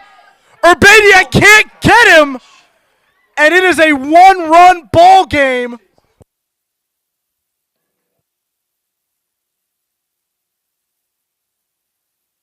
Unforced errors again from Stanton. As the ball gets away and the catcher can't come up with it at home plate. They might have had him, but he couldn't come up with the ball. And just like that, the tying runs at third. I'm sorry, the tying runs at second. Go ahead run at the plate, number 38, the 9-hitter Caleb Estes from Severn, Maryland. And the Braves are not making this game easy on themselves. Brady Clark, first pitch to Caleb Estes, popped up and brought in and completely saved. The tag up was not there. Guy on second base, Ethan Borgren, was let off way too fast. Looked like he thought it was going to get over the head of Fluharty. And by the time he grabbed it and the throw was in, a tag up was not possible. That is a potentially game-saving mistake base running from Ethan Borgren for the Staunton Braves. As we are back at the top of the order, Keaton Burrows. What a great play in right field by Fluharty, as that would have for sure been a tie game if he doesn't come up with that baseball. Brady Clark, check swing, called ball 1. Second base umpire says he doesn't go. 1-0 count. Tying run at second base. Go ahead run at the plate.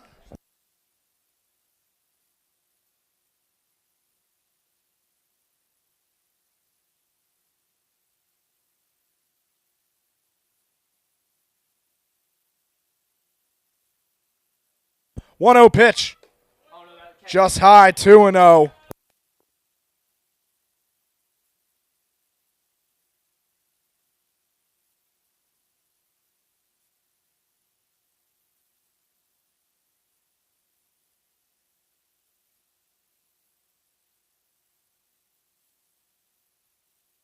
Brady Clark and Urbaniak have a little bit of a chat.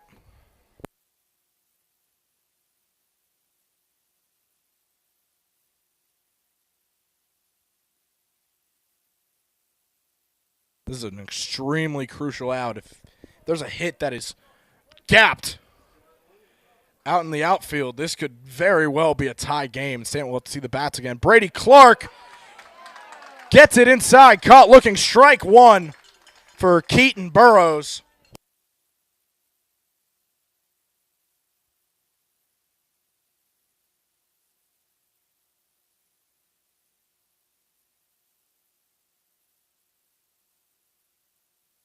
Two 1, chopped. Brady Clark's going to hold on to it. Well, it hit off the pitcher, but that potentially saved that ball going into the outfield. So potentially saving the run, even though no out was recorded.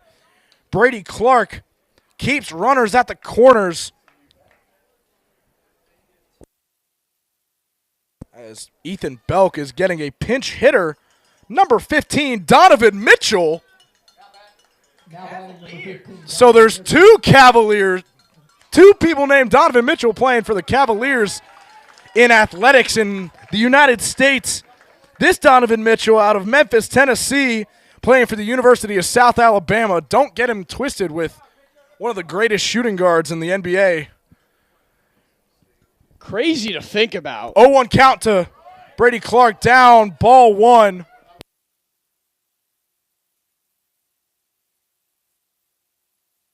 This Donovan Mitchell has a chance to put a stamp in this game. 1-1 count. Burrows looking to steal. Urbaniak doesn't get the throw off. 2 runners in scoring position. 2-1 count for Donovan Mitchell and the Culpeper Cavaliers.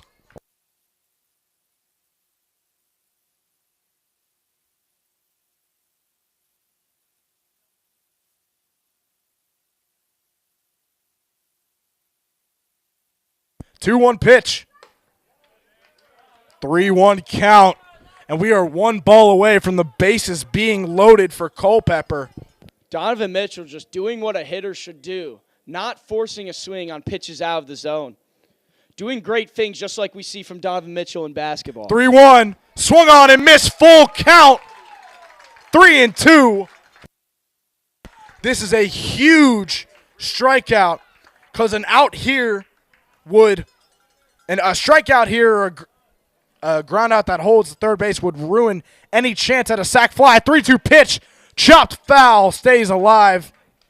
Arguably the biggest pitch of the game right here.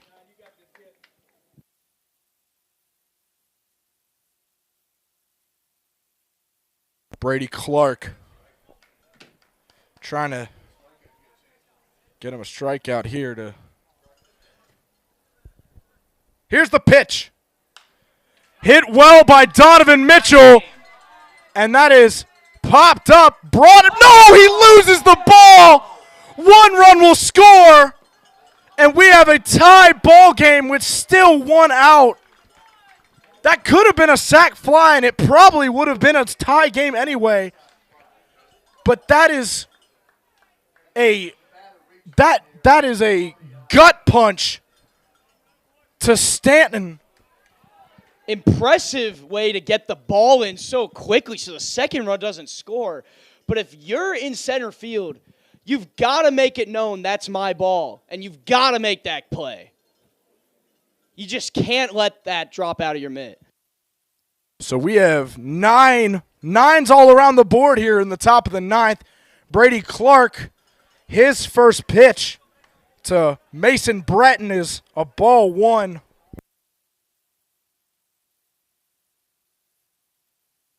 And the fielding mishaps really kill him as that one gaps and Culpeper takes the lead 10-9.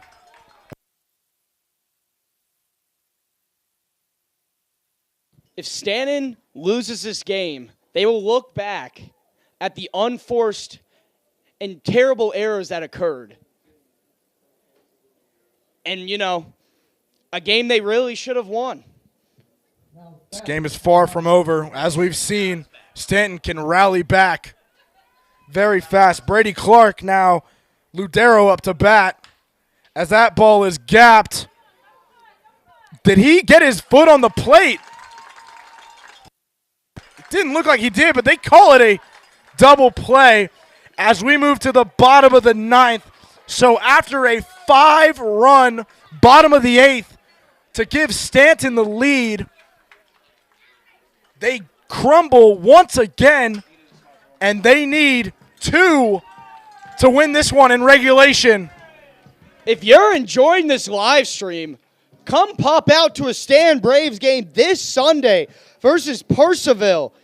Everyone who brings a canned good of any kind gets in for free, and it's for a good cause, as all these donations will go to Blue Ridge Area Food Bank. So don't miss your opportunity this Sunday to pop out. As well as, if you're interested in providing a post-game meal for all Braves players, coaches, and staff, talk to Miss Joyce, our concession stand manager. So Carter Barth staying in this game for the bottom of the 9th. Gave up a couple runs for the Braves, but Culpeper thinks he can stay in this game. They don't have anybody warming up in that bullpen. As the Braves fans here at Moxie Stadium hold out hope that their team can avoid falling to 500, 8-8 on the season. This game is far from over. As we saw there in the Braves' last inning, the rally they put together, and then Culpeper's rally. It's just been rally on top of rally. And the problem with all these rallies is really the unforced errors.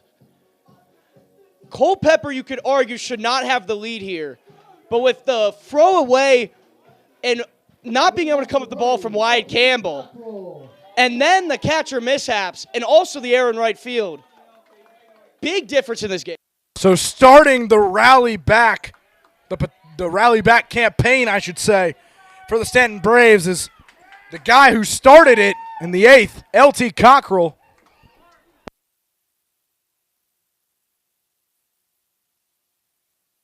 Barth's first pitch to Cockrell, down in the dirt, ball 1. Cockrell representing the tying run at the plate.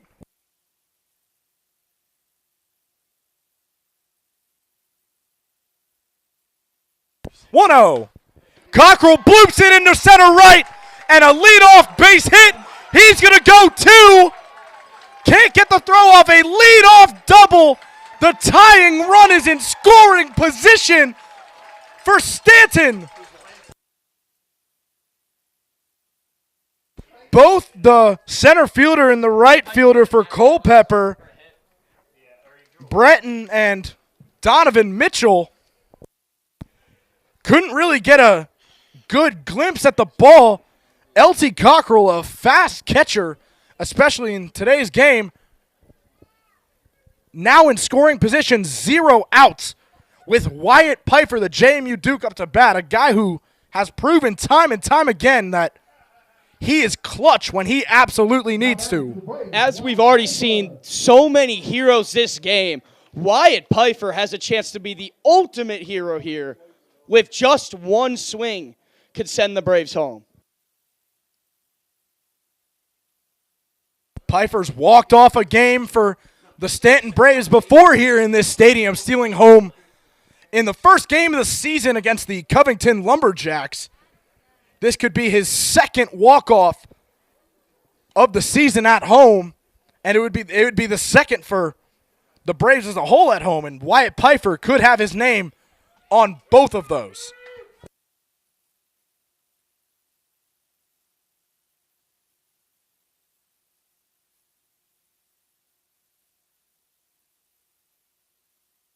Here's Barth. Pfeiffer hits it, and it's caught. Out number 1. Cockrell will stay at second with Wyatt Campbell,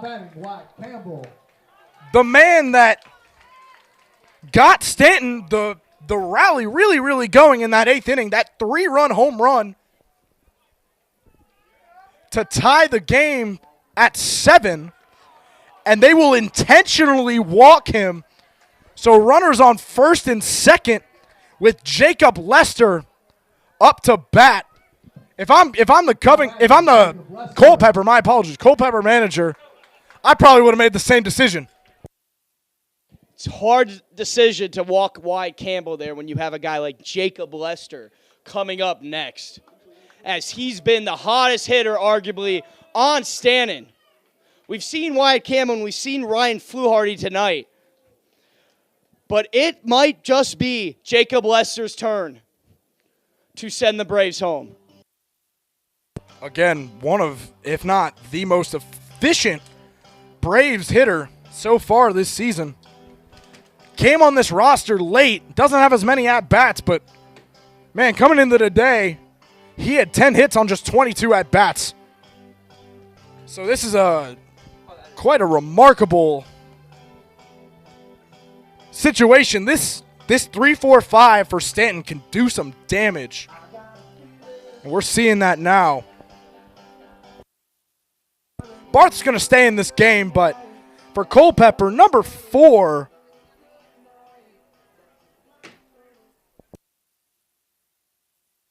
there's a pitcher, number 4, warming up in the Culpeper bullpen. Cody Soliday is warming up for Culpeper. Barth's first pitch to Lester, grounded out, ball gets mishandled.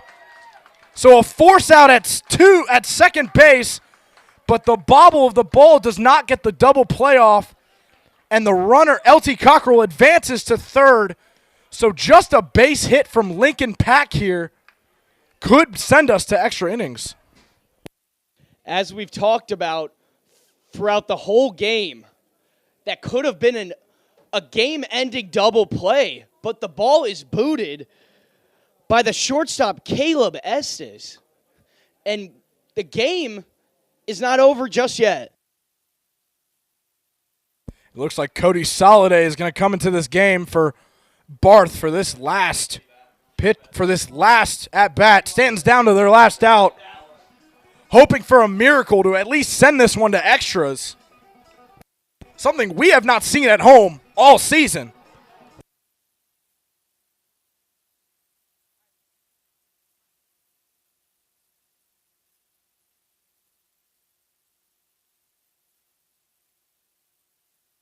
Braves fans staying hopeful that they can get back in this game, either win it here or...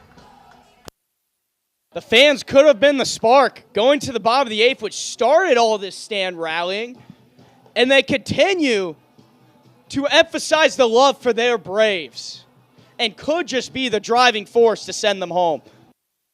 Lincoln Pack not hitting well in the month of June, or recently in the past couple weeks. Wonder if we'll see a pinch hitter here, but Lincoln Pack, if there's a guy on the rest of this lineup that you want to see if you're Culpeper, Lincoln Pack might be that guy. Lincoln Pack had an awesome sacrifice bunt earlier in the game. He may not be the preferred hitter you want up, but could he spark in the moment? It's possible. It could be the driving force, if he gets it done here, to get his season back on the right track. So here we go. The biggest at-bat that this stadium has seen probably all season. And Lincoln Pack will not be pinch hit, as it is up to the left fielder to...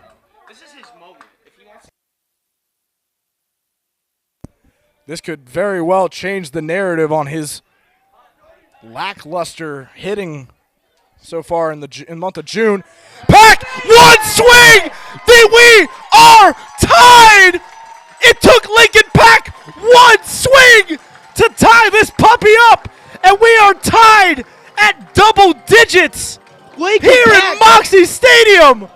Lincoln Pack gets it done with the base hit past the second baseman. Hopefully that could be a spark for him. But that's a huge base hit. Nothing more clutch than that in that scenario. Cooper McDaniel up to bat, runner in scoring position. Soliday's second pitch of the day, called strike one to McDaniel.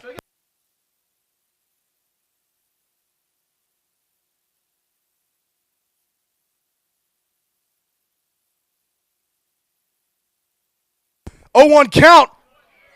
Tip back 0-2 for Cooper McDaniel.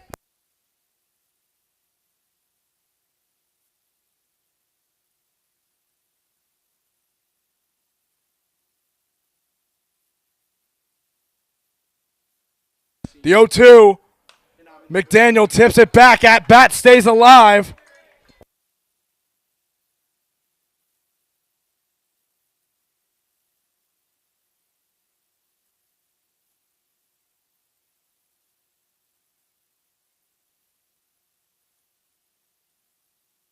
Here's the 0-2. Swung on and missed. We are going to extra innings. 2 runners left on scoring position, but Lincoln Pack keeping the night alive. And we have 10s across the board. This looks like binary code up here. All 0s and 1s on the scoreboard. Lincoln Pack has been due. And he comes through in arguably the biggest moment in his Valley League career. So we are tied at 10 here.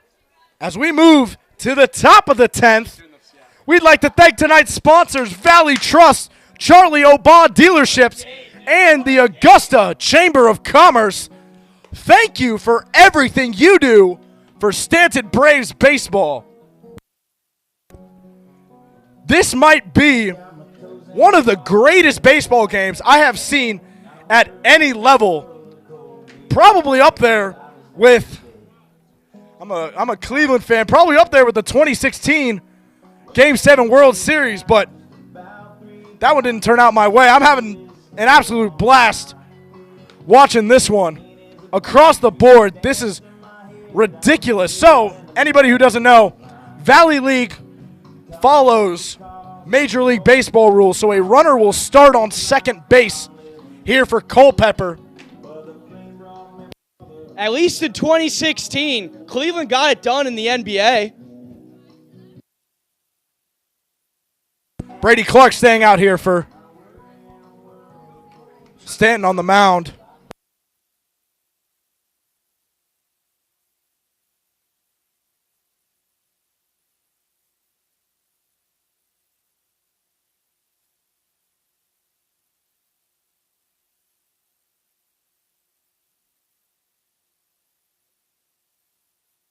It's kind of hard to see the numbers out there at second base, but I believe Robinson Martin, number 13 for Culpeper, is the pinch runner at second, playing his college ball at the University of Tennessee from Memphis, Tennessee.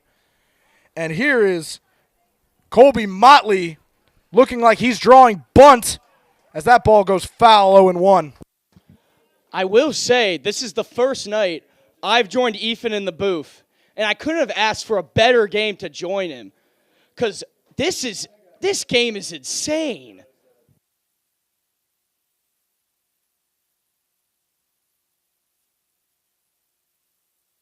The 0-1.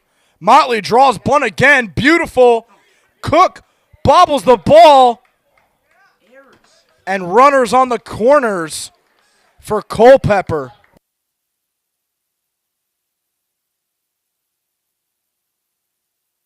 Culpeper may be last in their division, but it is not showing tonight as they have been playing out of their mind against Stanton. They've been playing amazing. Both teams. This has been an unbelievable game. Now it's Kelly Crittenberger with a runner on third looking to take the lead back. Ball is outside. Motley is in there. No throw off from Urbaniak. Two runners in scoring position. 1-0 count, 0 outs for the Culpeper Cavaliers.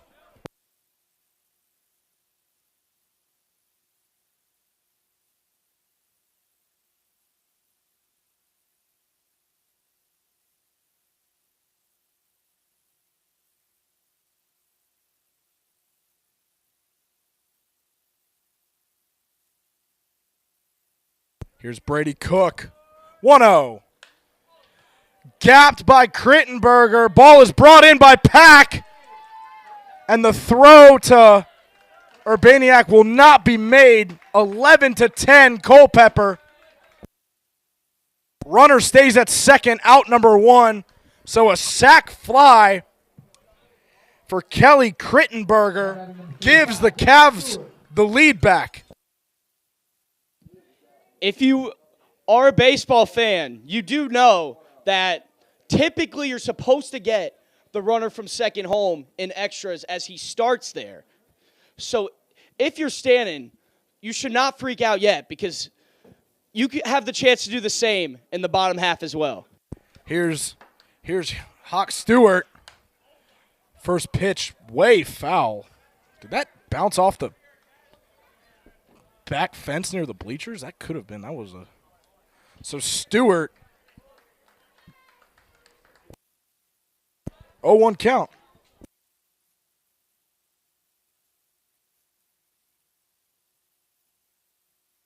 The 0-1. Tip foul again, 0-2.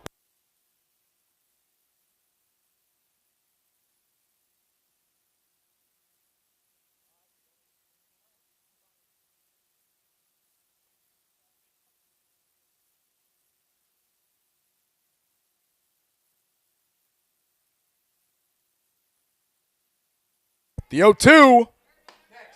Called strike 3. Out number 2. Runner stays at second. Big out for Stan as you want to stop the bleeding now and get to the batters in the bottom half. We don't have any lines for this game, but I imagine that the over-under line was not set at 20.5 runs. So Ethan Borgren, 2 outs, runner in scoring position still at second base, looking to extend this Culpeper lead.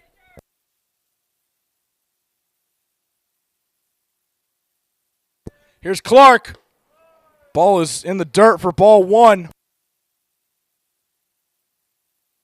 What's crazy to think about is this was only a 5-2 game going into the 8th. So all of this has happened in just 2 innings. 1-0. Tip back foul, even count.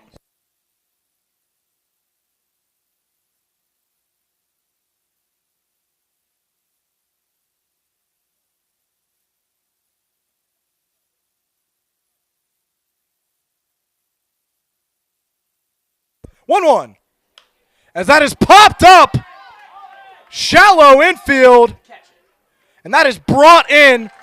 So Stanton survives, only giving up 1 run, and it was that leadoff runner from second, and they have a chance to be doing the same. Stan will have the same opportunity. And a guy on second with nobody out. Always a high probability of scoring, more than 50%. So Stan will get their shot to not only tie, but potentially win the game.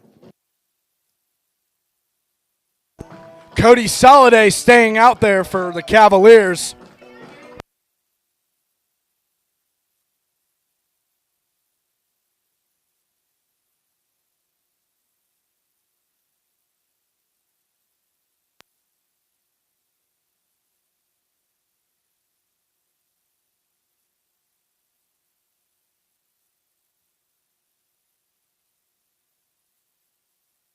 If you're enjoying this long game, pop out on Sunday as the Braves play Purcellville right here. Everyone who comes with a canned good gets in for free. And all those canned goods are donations that will go to Blue Ridge Area Food Bank. So you have not been to a Stan Braves yet. What a perfect opportunity to go this Sunday. And if you or anyone else you know is interested in providing post-game food for the Braves players, coaches, or anybody involved with the Braves, talk to Miss Joyce, our concession stand manager. So we are reaching almost 3 hours and 40 minutes on live stream. Local time 11:06 p.m., 11:07 p.m.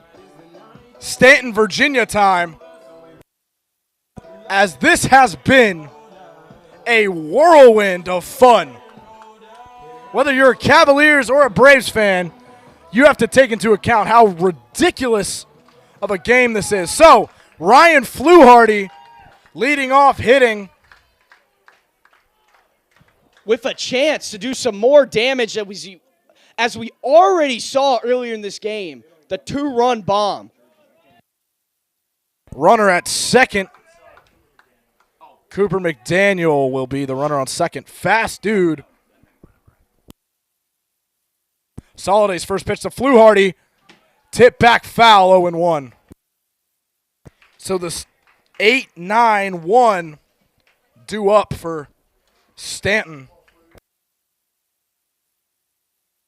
Fluharty, before tonight, only batting .250. But as we've seen, one swing changes everything. 0-1. Hit well by Fluharty. No, it's popped up in the shallow infield. That's out number 1.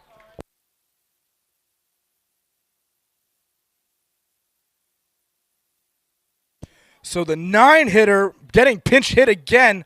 Zach Pacheski, typically out here playing second baseman. We've seen Pacheski throughout multiple occasions this season bloop one into deep center field. That could be just what Stanton needs to tie this game back up.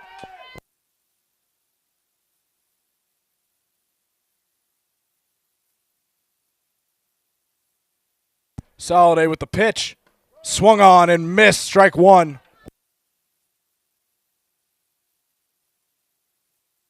Keeping in mind he's the winning run at the plate. Zach Pacheski without a home run so far this year, so he could be due for one in the biggest moment of possibly his Valley League career. 0-1.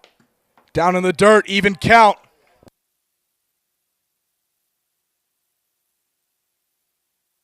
Cody Soliday would hate to blow this for Culpeper, a team that's been on the wrong end of the stick multiple times in a lot of games, leading them to this record that they have. They play hard, but another one blown would be bad. Pacheski bloops it. It's going to go foul, 1-2.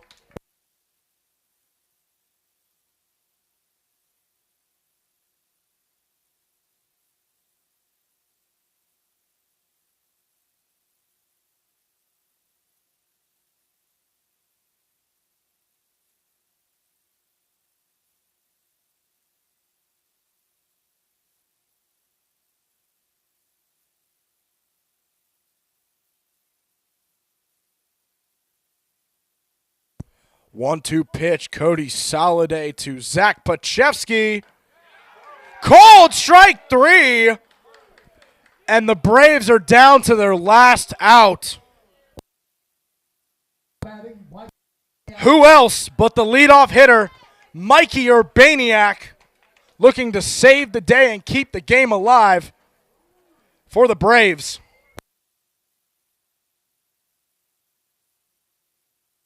Could argue he's the hottest hitter on this roster, along with Jacob Lester. First pitch. He's safe.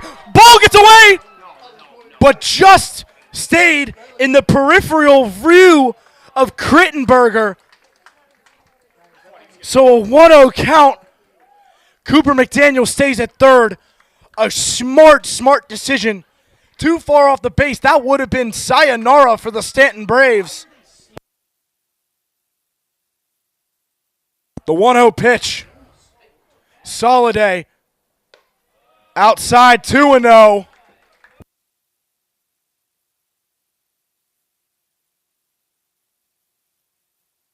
feel like if you were to have stolen third, it would have been an at-bat or two ago.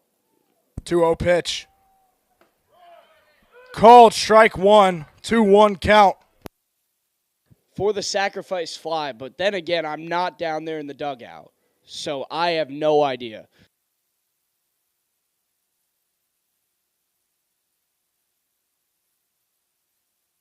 Two one. Called strike two, and the Braves are down to their last strike. Then again, same scenario, and Pat came through for the Braves. 2-2. Called strike three. That one was low, but that is a gut punch to the Stanton Braves as they fall to 500. Culpeper picks up their third win of the season, improving to 3-10. What an unbelievable game, I have to say, nonetheless. So we'd like to thank everybody for joining the stream alongside Ben Yaloff. My name's Ethan Dufresne. Please come out if you can Sunday versus the Purcellville Cannons as Stanton looks to potentially bounce back. They play at Harrisonburg tomorrow night, but looking to get another win. That's 2 losses in a row in this building. Remember, it's a free can good. That's all you need to bring, and you get into this game on Sunday for free. That's all you need. Come join us Sunday. We'd love to have you. So again, thank you guys for tuning in. We will see you Sunday. Take care. Have a good night. Culpeper 11, Stanton 10 in this extra innings slugfest. See you later.